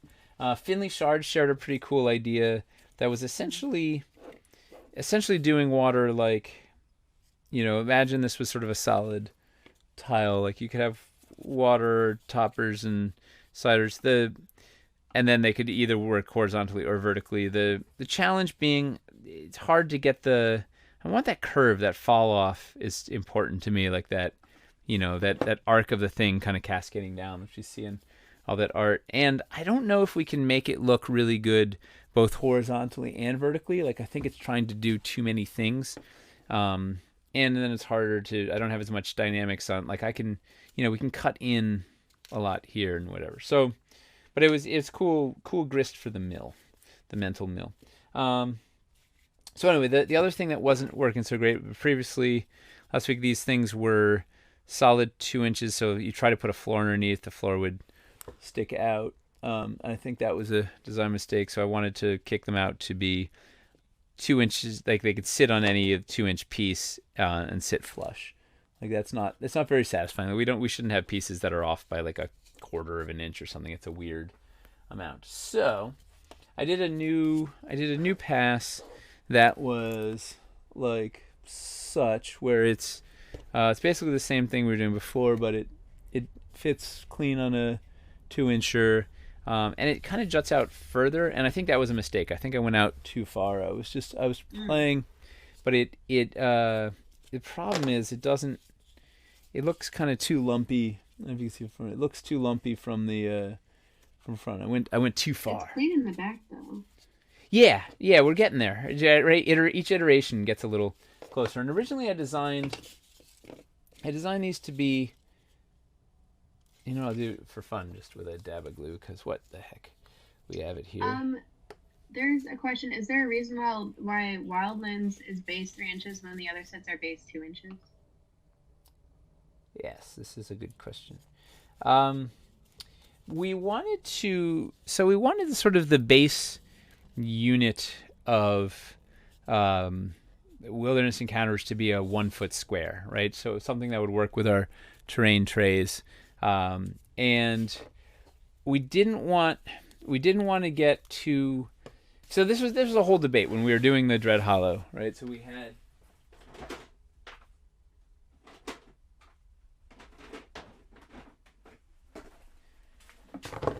When we were building these things out, we wanted 4 of these.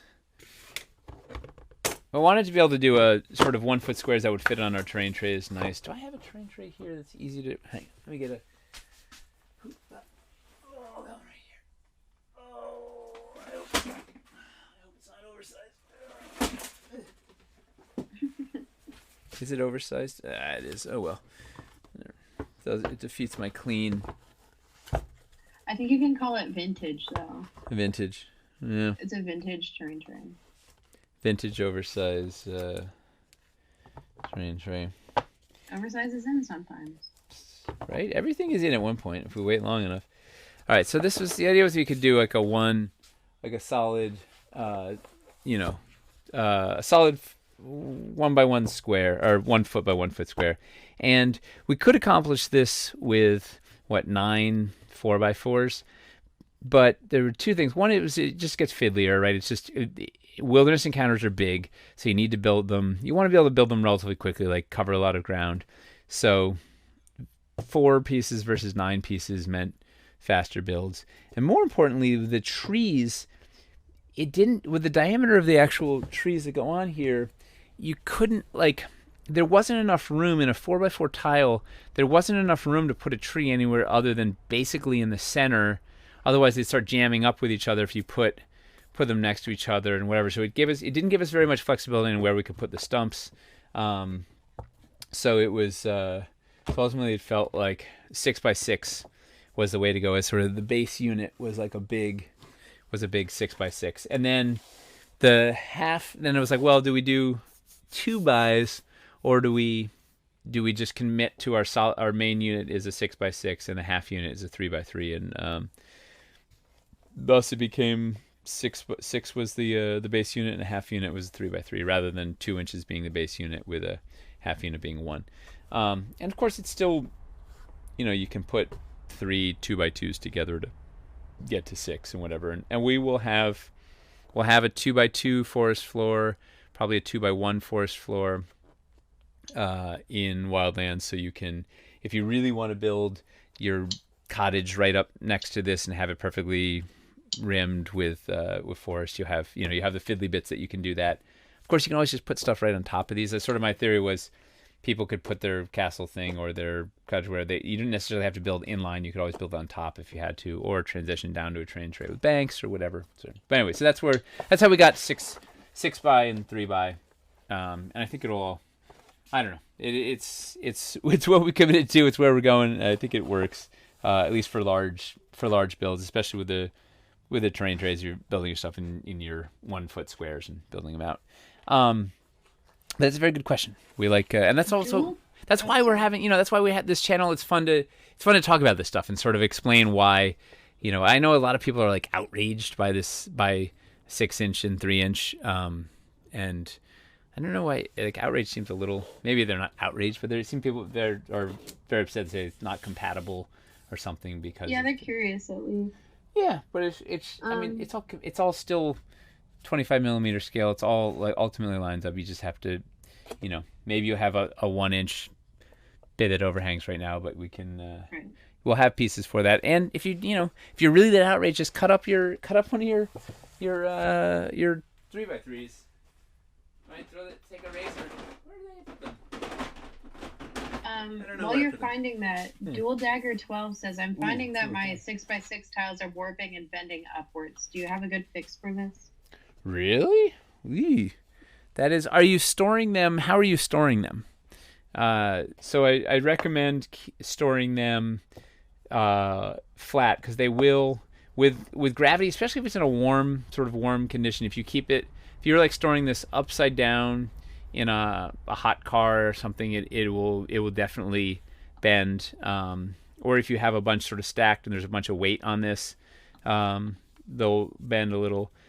If you do find bending, what you can do is drop it in boiling water for 10 seconds, pop it out, bend it into place, drop it into ice cold water, and that should reset it. I have a video somewhere. We did this on camera of rebending warped pieces. I hope that helps. Do you want to give a brief synopsis, and maybe we can find the video? No, that literally is the synopsis, right? You boil some water, you drop the thing in, you keep it there for I don't know until it softens up a little bit, 30 seconds, whatever. Take it out, you can bend it, hold it in shape, put it in ice water, and then it holds its new shape. All right. So anyway, back to the waterfalls.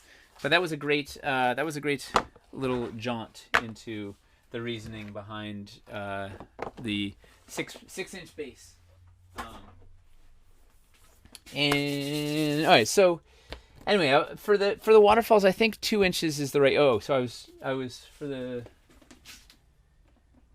How did I manage to lose?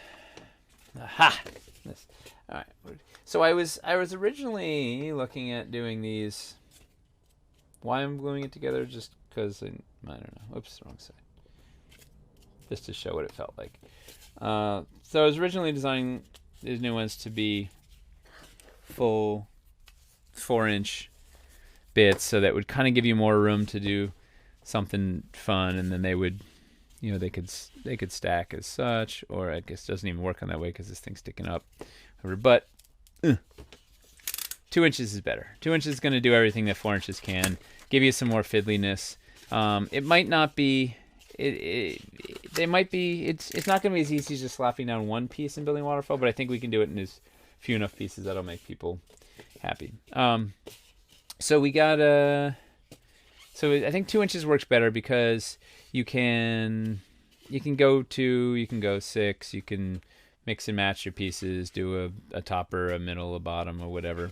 The fun things as I was playing with these that I was discovering is you can. So let's say we build out that bit. I didn't make the footer yet, but there'll be like a footer piece that transitions that out. What do I have? Oh, I have it. Wait, I do have a fake. I think a fake footer. Oh, this is gonna be the new. Subtalent says, please make some that are 4 in the mix with the 2 inches. Why? And could you make an overhang a peg piece? I'll wait for him to respond with why. Yeah, I like the peg idea. Is there's something in there about being able to add a thing? Would be kind of neat. As long as we can disguise the hole, it would be pretty cool to be able to put a thing out there. Anyway, so what I was finding with these is you can. What's fun? Let's do this. Is Subtalon says for the added detail, and Authora Yeah. says because 4-inch ones are so beautiful. So Yeah, I know the beauty. I'm trying to do this thing in 4 pieces, and it's really, I don't know. The waterfall. I don't know why this waterfall has been killing me. But so I'll go chasing it. the what? Yeah, Don't go chasing it. So anyway, so you can do these things like yay, but then you can also, if you drop a floor in, you can stagger them back to start getting that cascade effect like from those pictures. You can go back 2 or something to then have, a couple layers going down. And similarly, you can kind of keep going like same, you can kind of keep doing the same trick. Here, is this too high? Yeah, I don't know. Well, you get the idea. It's roughly something like yay or... That's really cool.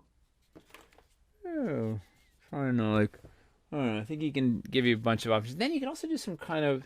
I don't even have enough pieces. You could also offset a thing.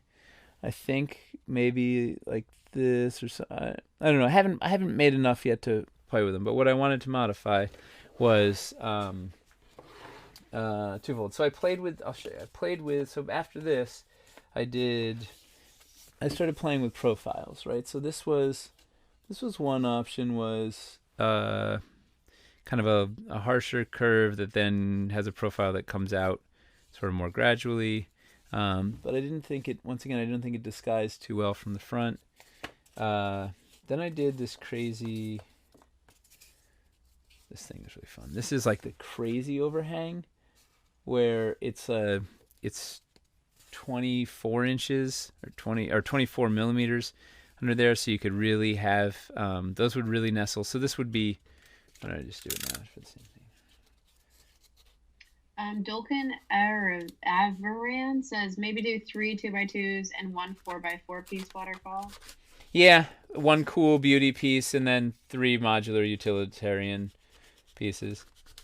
Blackout Sun says they work really well like that. Would the sides of them be cavern sides, mountain sides, or wildland sides? So this was another thought. This would let you have like really disguise the front. I'll answer that in a sec. This would let you disguise the front in a really neat way, but the challenge becomes the stacking. The heights get all wacky really quick, right? So you could do this down, but then this gives you a weird, I don't know, the heights were all wrong like this. But then I got to this one, which I think is the right. I think this is the right profile. We do something like this, which I think, especially if this edge is kind of jagged down here, I think this will disguise well from the front. It gets us just enough kind of curve that the physics feel good, and then you can knock it back to there and do cascade and or there or whatever. I think it's gonna work. So I think the thought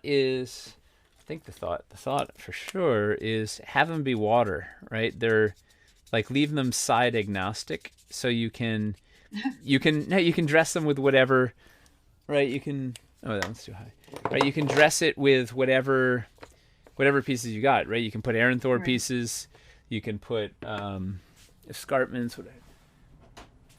You put your escarpments in there. You could put you could put a dungeon. Do I have a dungeon? I could put a cavern. You could put a cavern.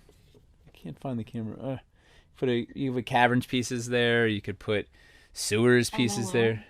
There you go. Yeah, ideally you could just sort of, I don't know, you could put any whatever you've got at hand. You could kind of dress them around. It lets them fit in sort of anywhere. You could put them between buildings, right? If you had city builder buildings, if you wanted, you could put like. Oh, sorry, Baba Yaga. You could have it like between water rushing out between two buildings with with a water wheel or something, or a mill. Like maybe this is up That on looks nice. the thing. Yeah, I think it gives us. Just pretend. Yeah. I think it gives us a lot of options if the sides are just total. It's just all water, right? It's just water and trick, and then it can all be kind of translucent and cool and whatever, and it'll we just cast it in one cool translucent white, like clear translucent with just a hint of blue or something. It could be neat. Talon says if they were pegged, you could have different lengths to the cascades or leave them out. The these things, like the floaty rock bits. I believe so. Yeah. Let me see. Yeah, I think although the challenge is you want the water. The overhang. Yeah, the one tricky bit is the water to look really cool. Like the water needs to bend. Where's this thing? Right, like the beauty comes from this, right? When you have the ability to, you could sculpt the currents and everything sort of moving. Whoa, what is that? And why is it on? Sounds like a phone. Oh, I think it is probably an important message. Oh, turns out the kids are still awake. Surprise. They're so quiet. Yeah, I think they've moved upstairs. So this is, being able to sculpt the water currents around the rocks and whatever is really what sells them and makes them look awesome. But maybe there's some, maybe there's a trickery, right, where we could have a little rock thing that's there that has a peg hole. So there's a reason the water's already, we do sculpt the thing where water's going around it, but then you could add a bigger thing. If you wanted like an overhang, you could add a bigger thing there, but we already have the disruption, the current's already been diverted by an existing rock. Something like that might be the way to go.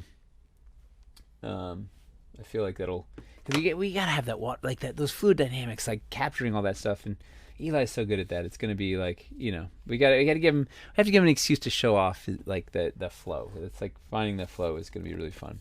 All right, so what was I doing? So I figured out what the curve of these things. Oh, so I want to essentially redo these. Where did it? So this is okay. So I think this is the new template that I'm favoring, which is, what did I do here? I really did. I didn't want to lose it in the move from the office to home. Like just buckets and buckets of foam pieces that are all over the place. Yeah, it's got a special craft to it. Let me see. I think it was Pull the Lever DM that asked what the AC class on your apron is. I think it gives me it I don't think it actually gives me any plus to my AC, but I think it improves my charisma. Your street clout, maybe, with all those pins. Right? Yeah, I get my persuasion checks are made at advantage. Or my in regards to the pegs, it seems like people are saying that you should have it on the underside of the fall, so that you basically just attach the overhang piece instead of having a natural overhang. So the molds don't have to be a 2x2x3 size block, and the pegs down facing. Oh, and also wear beavers. And also wear beavers. And by the way, yeah, while we're here. So you're saying like have a thing that comes up like a like so a set, like a thing that's going like this, like an overhang that's doing this, like it pegs in from the bottom and hangs out like such. Is that there? I think potentially like that, or instead of having those 5 foam blocks, it's actually just the first 4 that are the waterfall, and then the bottom one, like the escarpment one, is interchangeable, kind of like with Aaron Thor scatter bits, like where you'd have kind of like a scatter waterfall where the different things flow out. Subtalon says yes. Lost me at Scatter Waterfall. I have no idea what's going on there, but So, I okay, believe so for your piece, man, Yeah. I wish that I could draw on your screen right now. For that your was piece. so good. Oh yeah, it was great. Instead of, it's exactly what you have right now, basically, but instead of having it 5 high, the overflow would be something that you attach, Five like give it a lip high. piece. Well, there's gonna be a footer. Is that what you're talking about? I believe so, yeah. Yeah. So there will be a footer. So imagine there's gonna be like a thing that does this. Where am I? Right. So there will be a footer thing that'll do the flow out, and then also, so the footer will also be able to connect. You can kind of do this sort of a thing too. I haven't worked the footer into the mix just yet, but there'll be some sort of neat footer jam is the plan. Basically, the rough units that I was looking at were these things. Like, right, it's like three different water bits in a footer. So the footer would get you out to the bottom, or it could transition you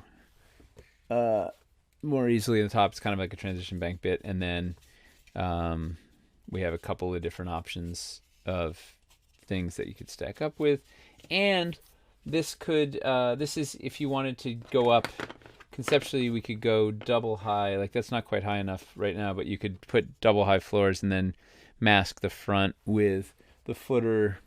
If I had the back of the footer go up just like, that my hand's in the way. Yay. I can't do this. All right. If the back of the footer was like kind of that high, it could basically cover it if it was 2 floors high, if that makes sense. So what I'm thinking, this is the geometry I'm thinking we'll do. Is like is something like this. There's this profile, and then is this sort of this choppy on the front. I don't know if you can see that. And then it's just slightly over to, where's my, I've got one of my ruler. In my apron. Right, it's like 56 millimeters or something. It's just a little over 50 millimeters to give you that little lip out front. It'll also kind of look neat if it's just slightly longer. So if you have it lined up in line with a bunch of bits, it's always going to kind of stick out a little from bits like that. So that's what I'm gonna play with, trying to make this work. And I like being able to kind of pop off this thing. I think it's a good suggestion of being able to sort of pop out a bit. I'm just trying to, where's my sketchbook? Haven't done much in this one. This is the new one. It means less beans. Yeah. No, the beans, lots of beans in this one. This is back when it was called KS7. Oh, we can't see. That was back when it was called KS7. Now we're just calling it Wildlands. Because the numbers don't mean anything to anybody. No, not anymore. No. What was I saying? This.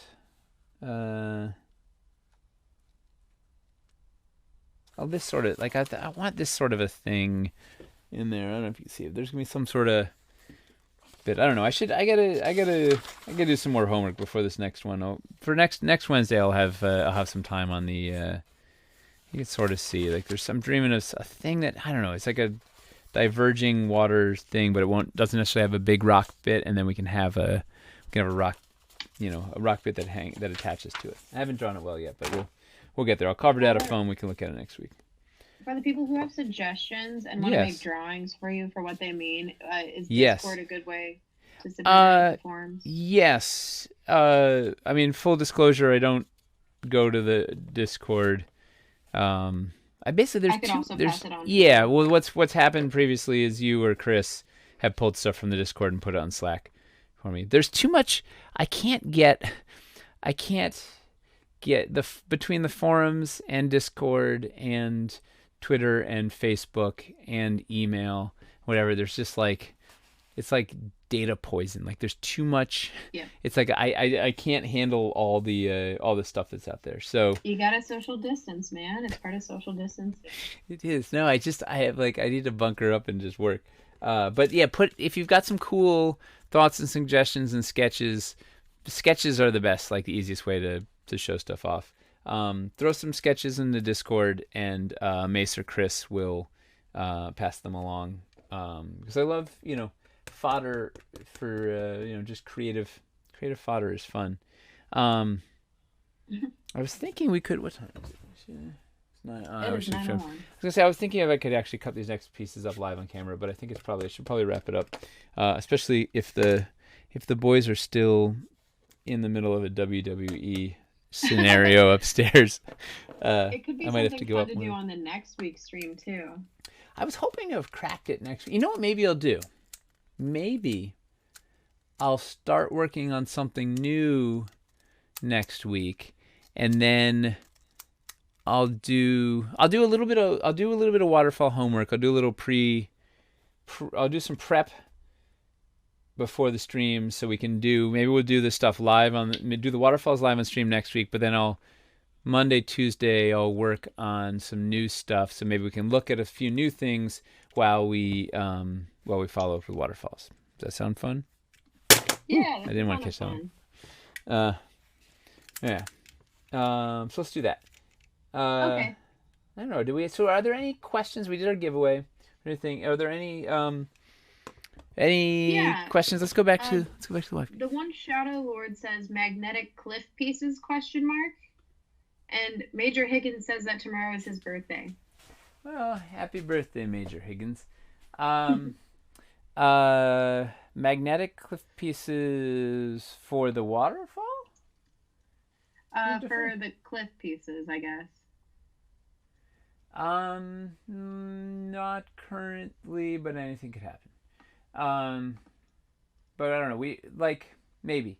Pegs are cheaper than magnets, and this makes the pieces more affordable, but I don't know. We'll see.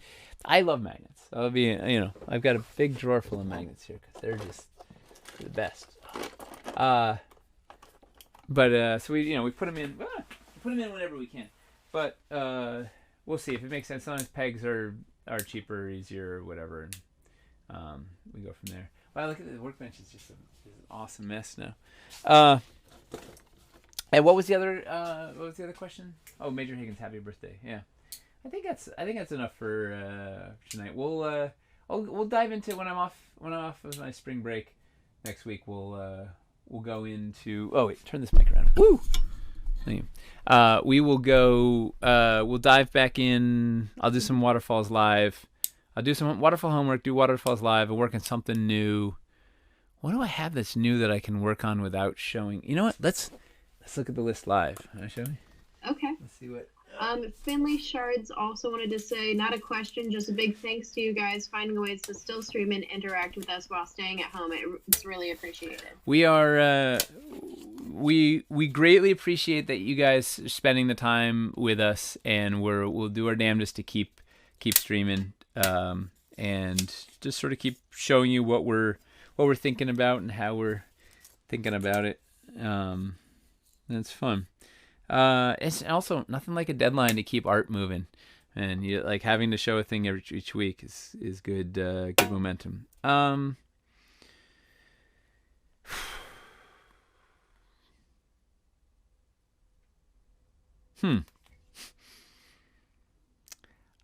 don't know what I can work on that's not that I can. Maybe we can do more of the same. No, we gotta do some variety. It's been 3 all right. weeks of the Oblivion Nexus and Waterfalls. See, the problem is, for good or for ill, we've developed most things are really far along, with the exception of something that we don't want to show yet. Well,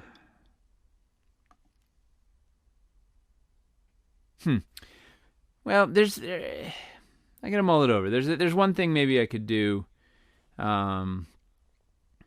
it's all these fun flashy pieces. Like I thought we were gonna be doing a bunch of these like bread and butter pieces, but now it's like it's all like we're down to like the kind of the real I don't know the stuff that's like kind of stretch goalie like big cool reveals. Let me see what I can. Maybe I can do this thing. The other, what was I gonna say? We could also look at. Maybe we look at some of the existing prototypes and talk about sort of what the development was on some of the geometry with that and some of the bits. Maybe.